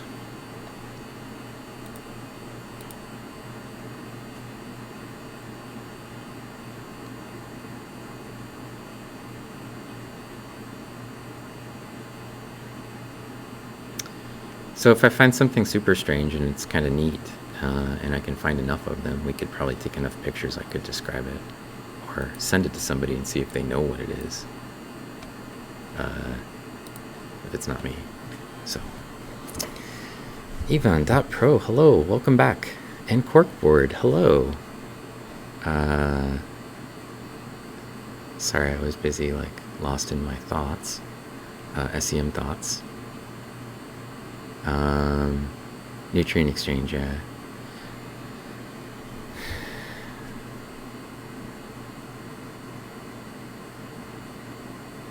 The ones that evolved into chloroplast, yeah.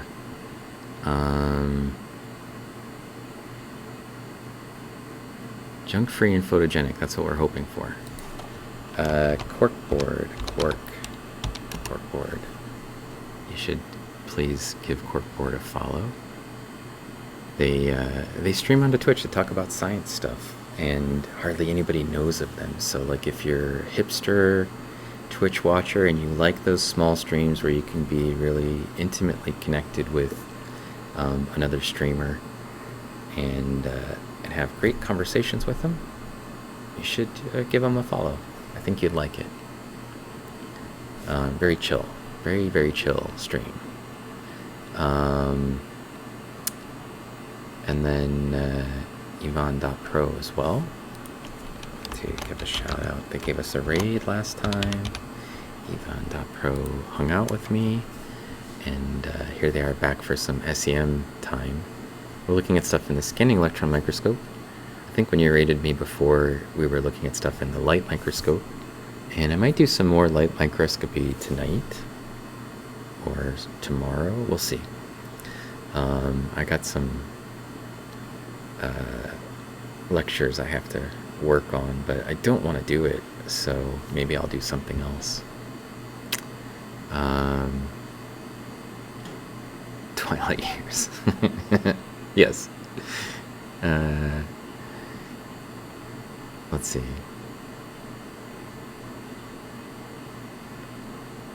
Oh yeah, hopefully there's more in here and we can find one and get a good clean view of the middle part of the valve. So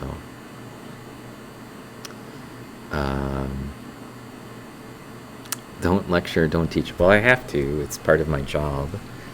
And if it wasn't the fact that it's not a class that I normally teach and I will never teach it again, then I probably wouldn't mind so much. But the fact that I don't want to teach it and it's not my topic and I probably will never teach it after this semester means that, like, it's a lot of work.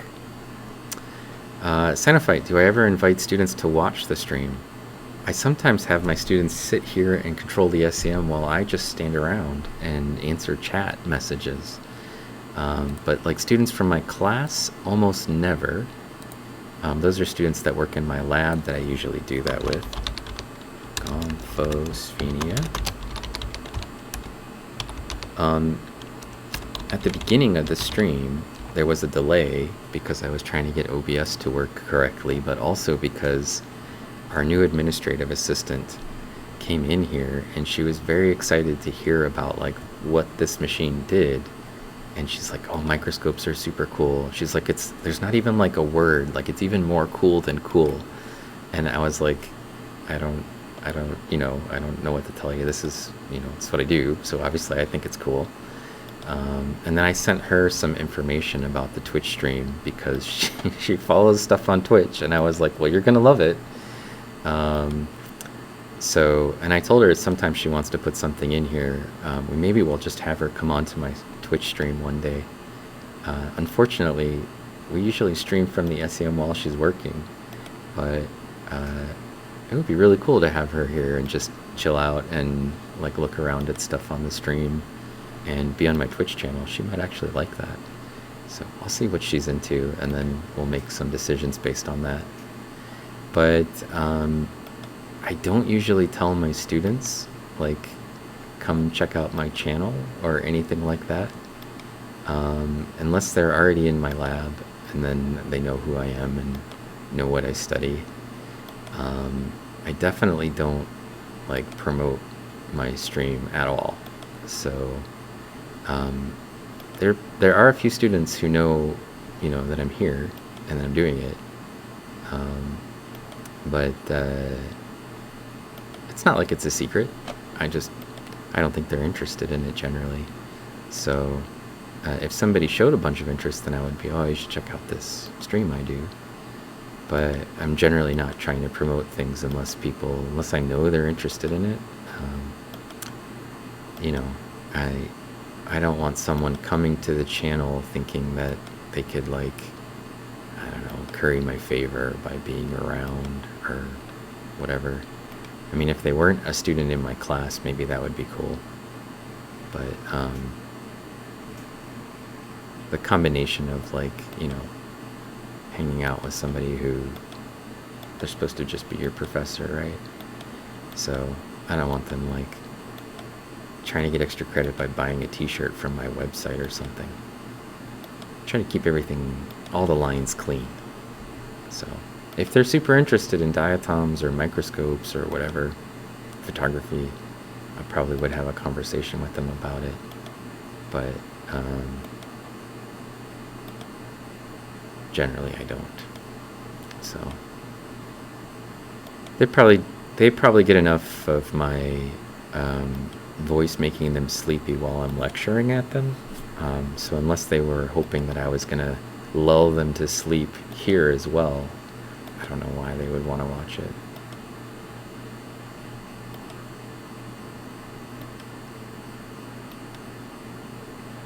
If they need something to help put them to sleep, you know, sure.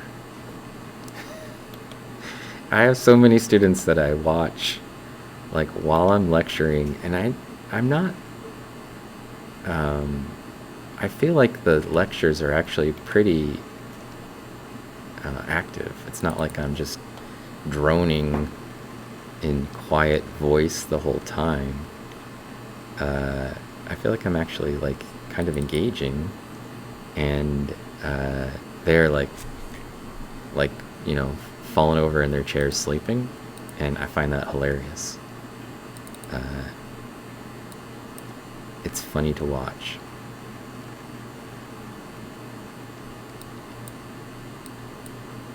This little tiny diatom.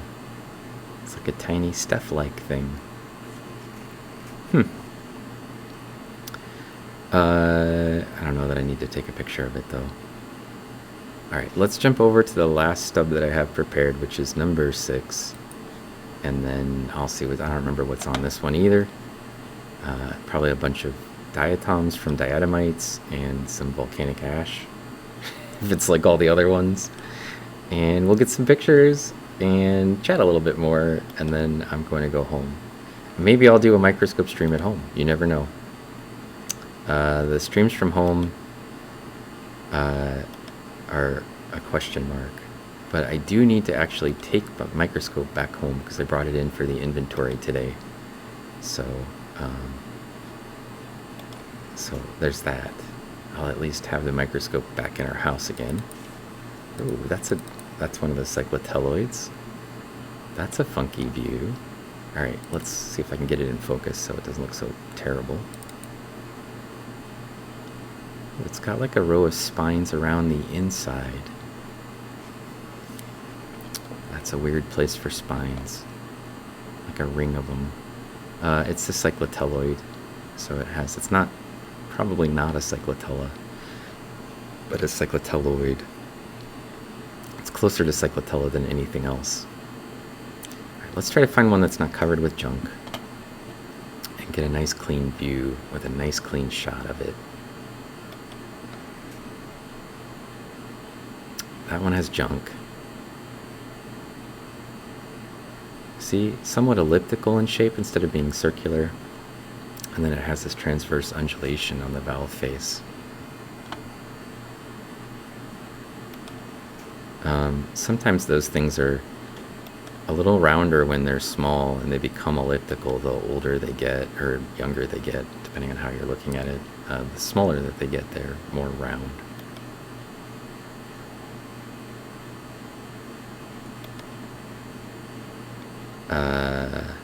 There's just a nice long chain of Olicosyra.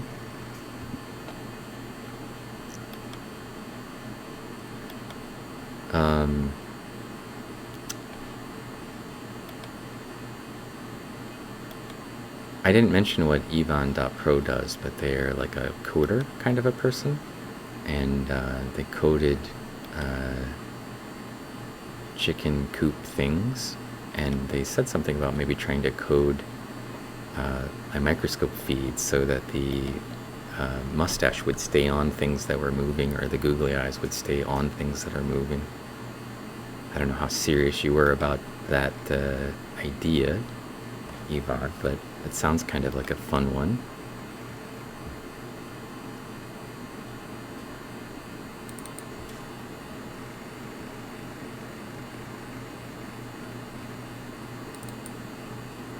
It's maybe just a navicula. That's what it looks like. There's some really big one right there. That's a huge version of a cyclotelloid. Asymmetric shape.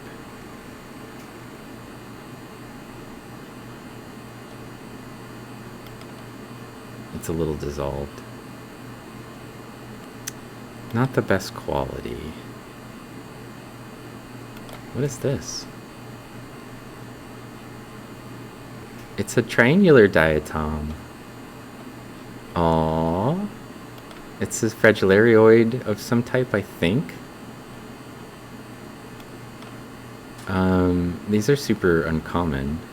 I find them sometimes in lake sediments. Yeah, I think it's some sort of fragilaria.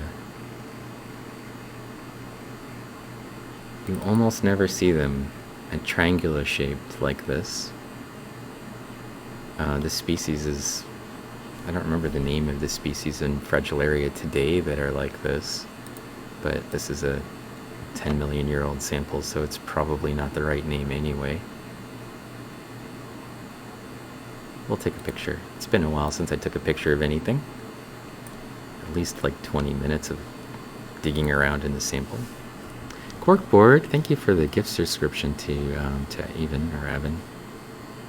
It's gonna happen, but I gotta figure out how exactly you want to do it. And you're moving on Friday, so it'll be a little while before you have something for me to try. Oh, that sounds really cool. Let's see. I missed a bunch. I'm gonna scroll backwards. Let's see. I hope to find you soon. Oh, cool. There you go. Low motivation, exactly.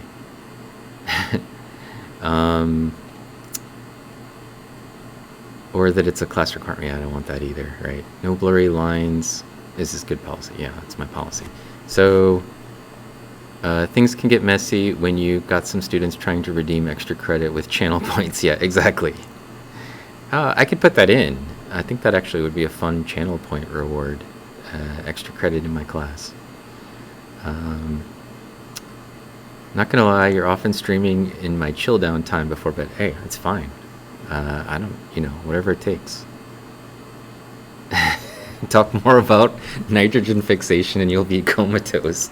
Do I take the SEM home? No, the SEM stays here. The light microscope goes home with me. One of them, one of three does.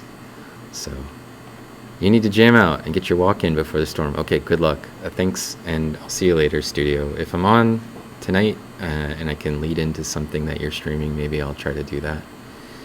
If not, maybe I'll just try to stream. Lightning storms might happen, and I might stream lightning too, so that's an option. You've been thinking about that all day. Okay, cool. CatDev, thank you for the follow. Now you've got all the cool emotes, Evan. You can spam your attack on people's channels with all the cool Diatom emotes. So there's that. That's good. Super Pos, also, thank you for the follow. And Could Do Anything, thank you for the follow. And Radio Yerevan, thank you for the follow. And Bounce House 42, thank you for the follow. I think most of those people must have come in with Zach. So thanks for all the follows. I've had a good day with follows today. We're 4 follows away from 2,700 follows, which is a good round number, but I'm not really into numerology, so very cool. It didn't work. Who were you trying to forward it to? Yeah, I see. Could do anything. You definitely came in with Zach. You got some of Zach's emotes there. Thank you for the follow. It's always good behavior. You know, you don't need to, but I feel like if you follow somebody into a channel for a raid, triangle diatom. I don't know what the thing's called. I'm just calling it triangle diatom. That's where we are, folks. I have no idea what that thing is. I think it's a Fragillaria. But when you start looking at stuff that's this old, you know, anything goes. This is how I just browsing around in samples like this that are ancient is how I ended up describing a new genus. So it happens.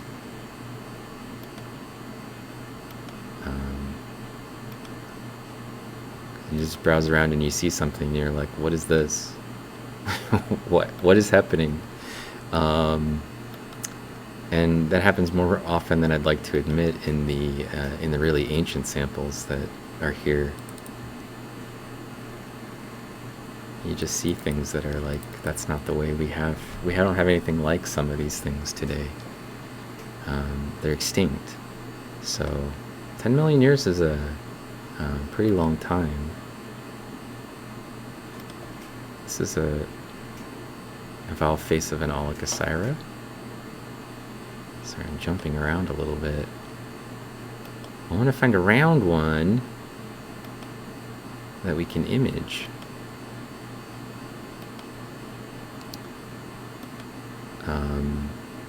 That's not an Alicocera.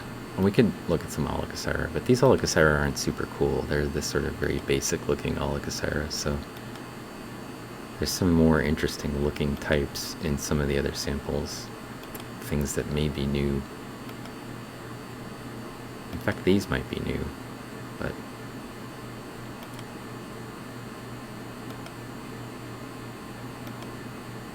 they're everywhere, so they're kind of boring. We want to find the weird stuff.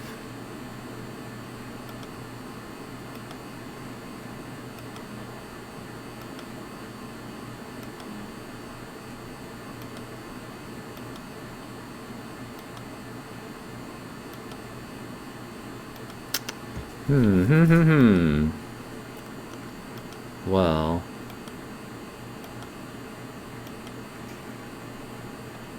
let's try zooming out a bit.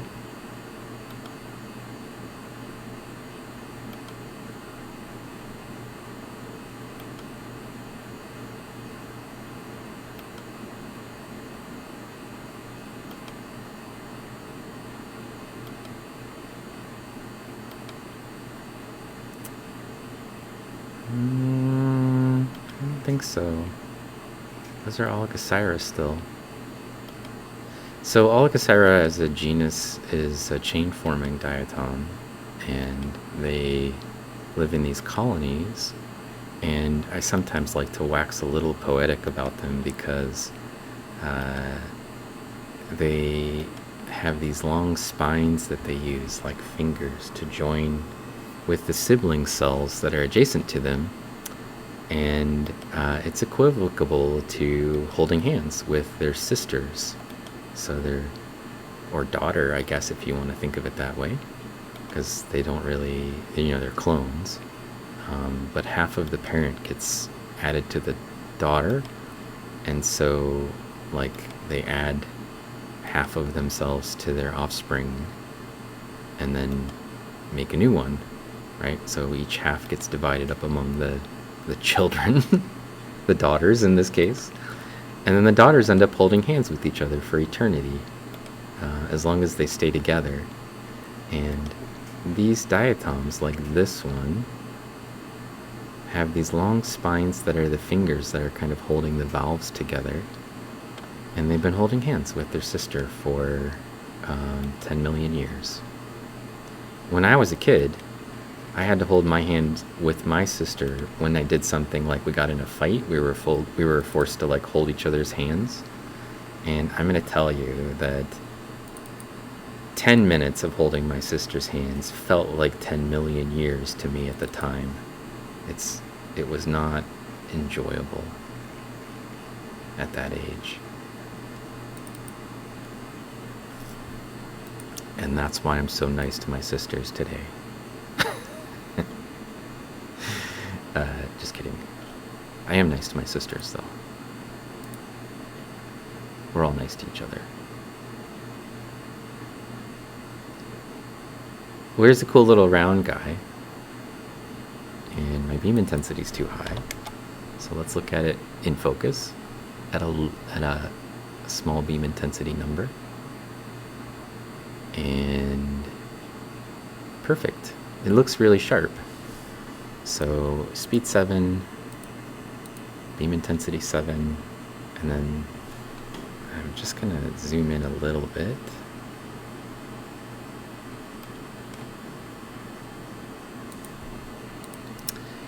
And make sure it's still in focus, which it looks like it is, and we'll take a picture. Perfect. Little thing. Not sure what it is. Oh, there you go. Could do anything. You just got subscribed. Perfect. Thank you for that, Evan. Very nice. I love it when community starts giving each other free emotes. Where are we now? Anna, where have you been? We are now in Lake Idaho. We're looking at 10 million year old diatoms from ancient lakes that no longer exist from the Rocky Mountains. You went to lunch. Oh, that makes sense. I ate lunch today before we started Pacific. You get caught up. You're glad you caught part of the stream. Good. I'm glad you could hang out for a bit.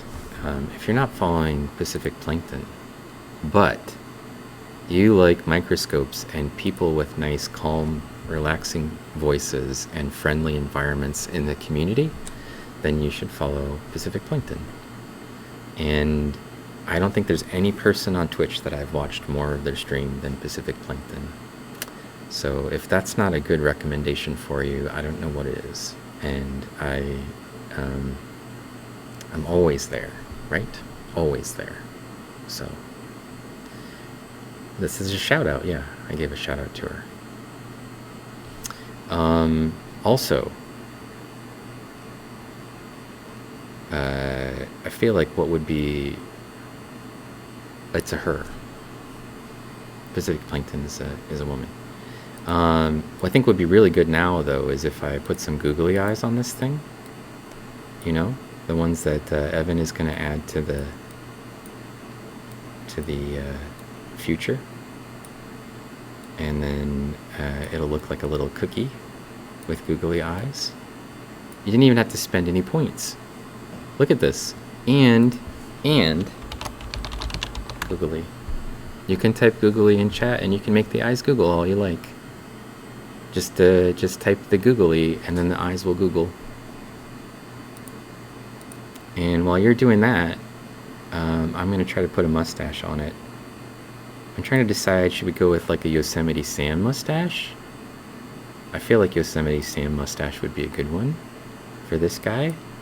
Like, rootin' tootin', darn rootin' tootin'. Perfect, right? Okay. And let me fix it. So let's see, I need to click this and put this is some sort of stuff in Discoid. I don't know what it is. Undescribed species and probably undescribed genus. I've taken pictures of this thing before. And I wanted that picture. Come back. Stuff in a Discoid. There we go.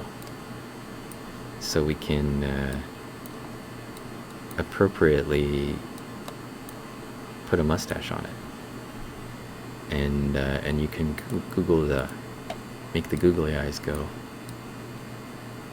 There we go. Got the googly eyes. I feel like he's one of those mustaches that are right up next to the eyes, kind of a guy, like that, hanging off of the diatom. That's a good Google right there. Perfect, right? And we should probably we'll just do a little screenshot of that, and then we'll stuff it into the Discord. If anybody wants to check out the Discord, that's an option. And sometimes I post pictures of things that we take in the channel on there, so might be worth your while. And we like to hang out. It's a pretty calm little environment, right? But cool things sometimes happen there. All right, I'm just gonna shake up a little, and then we'll take the googly eyes off and the mustache off. Perfect. Let's call that your nightcap. Good. We'll see you later, Corkboard. And I will probably end the stream in another 10 minutes or so anyhow, so you're not missing much. That's all I'm going to say about that. Because it's getting close to time for me to go home. And also that lightning storm is probably working its way here. And I want to be home in time for it. I also have to get that microscope home so I can maybe do a microscope stream. We'll see. Maybe lightning, maybe microscope. Probably one of the two. So that I don't have to work on my lecture. Which sounds gross.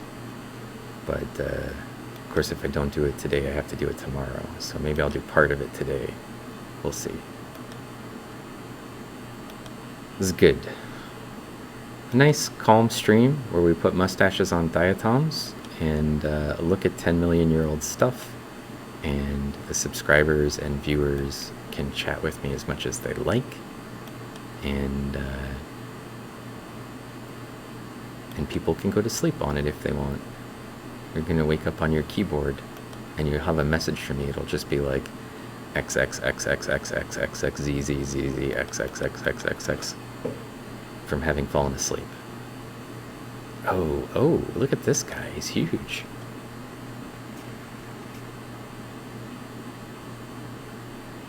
There's a big one. See how round it looks? Alright, let's zoom in. We'll get it nice and clean, image-wise.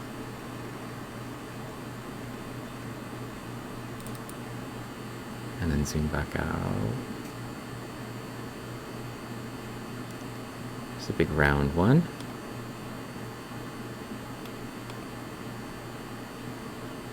That's a cyclotelloid.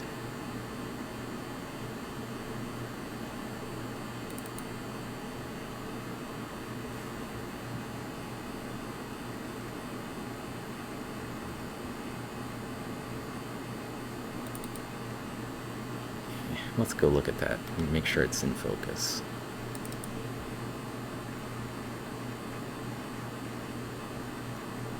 Somewhere around here. Then I'm going to center it. I will zoom in a little bit.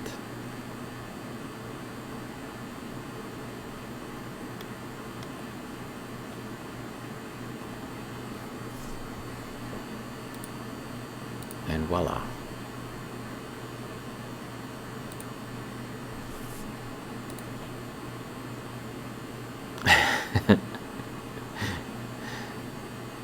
This is the content you come for. None of that knowledge stuff. Well, we can put some mustaches on whatever you'd like. I have other mustaches. In fact, we have this one that's like a jokey face. And we have this whole beard. I feel like this is... Oops, I moved the wrong thing. I need to chat so I can figure out where that goes. Right there. We can put this beard on one. Why does he keep grabbing the wrong thing? I want the beard. Just like a big old bearded diatom. There. It's like a Astro Canuck diatom. If you're not following our friend Astro Canuck, you might consider it. He does some photography from telescope. You may catch us later. Alright, good. We'll see you. Cyanophyte, thanks for hanging out. And let's see. I feel like we still need to add the googly eyes though. We can't just not have Can't not have googly eyes. Just the beard by itself, that's weird, right? Samshung, thank you for the subscription for Astro Canuck. You know, he's one of our favorite streamers. I'm just gonna make it try to look like him. There we go. I don't know, maybe his eyes are a little bit more, I mean, he's Canadian, so maybe his eyes are a little smaller and beadier, you know. I think that looks kind of close to him, right? I don't have glasses, but this is close. And we just put like a pepper down here, and that's in his mouth, and that's Astro Canuck, right? Right? And then we can googly. Nailed it. There he is. And if you can, I recommend you take a screenshot of that, and you can post it in Astro Canuck's Discord and tell him we drew a Diatom picture of him right on stream. Right? And this one's got a little, I don't know what these things are, but they're pretty cool. Oligocyra things standing off of his head. We got one. We got one of him. A good picture. Okay. 7-7. Let's take a picture.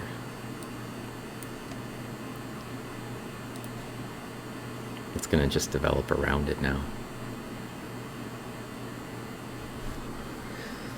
Perfect.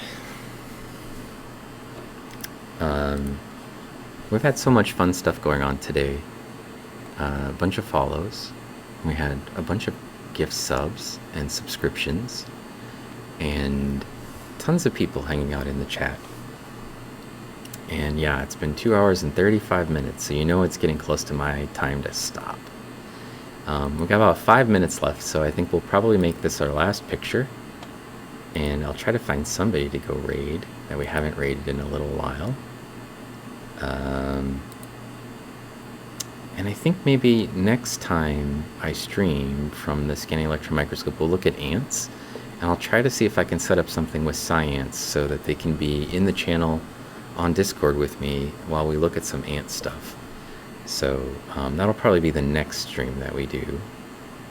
For this stream, why don't we go chase down my friend Numb the Geek and give them a raid.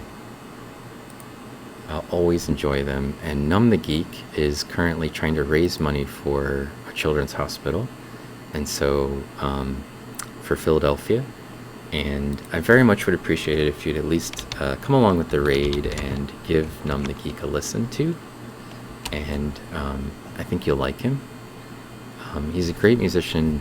He's very low-key and spectacularly will just learn songs for people. Doesn't charge them for any of it. Play whatever songs are on his list for you. You can just tell him anything and he'll try to learn it. Especially if it's something that, you know, he could play. He's not gonna, right? It's got to be some instrument he plays, but he plays like guitar, a fiddle, a little keyboards, shaky things. And I feel like you can't go wrong with him. He's a super friendly guy, and we've been friends on Twitch for a super long time now.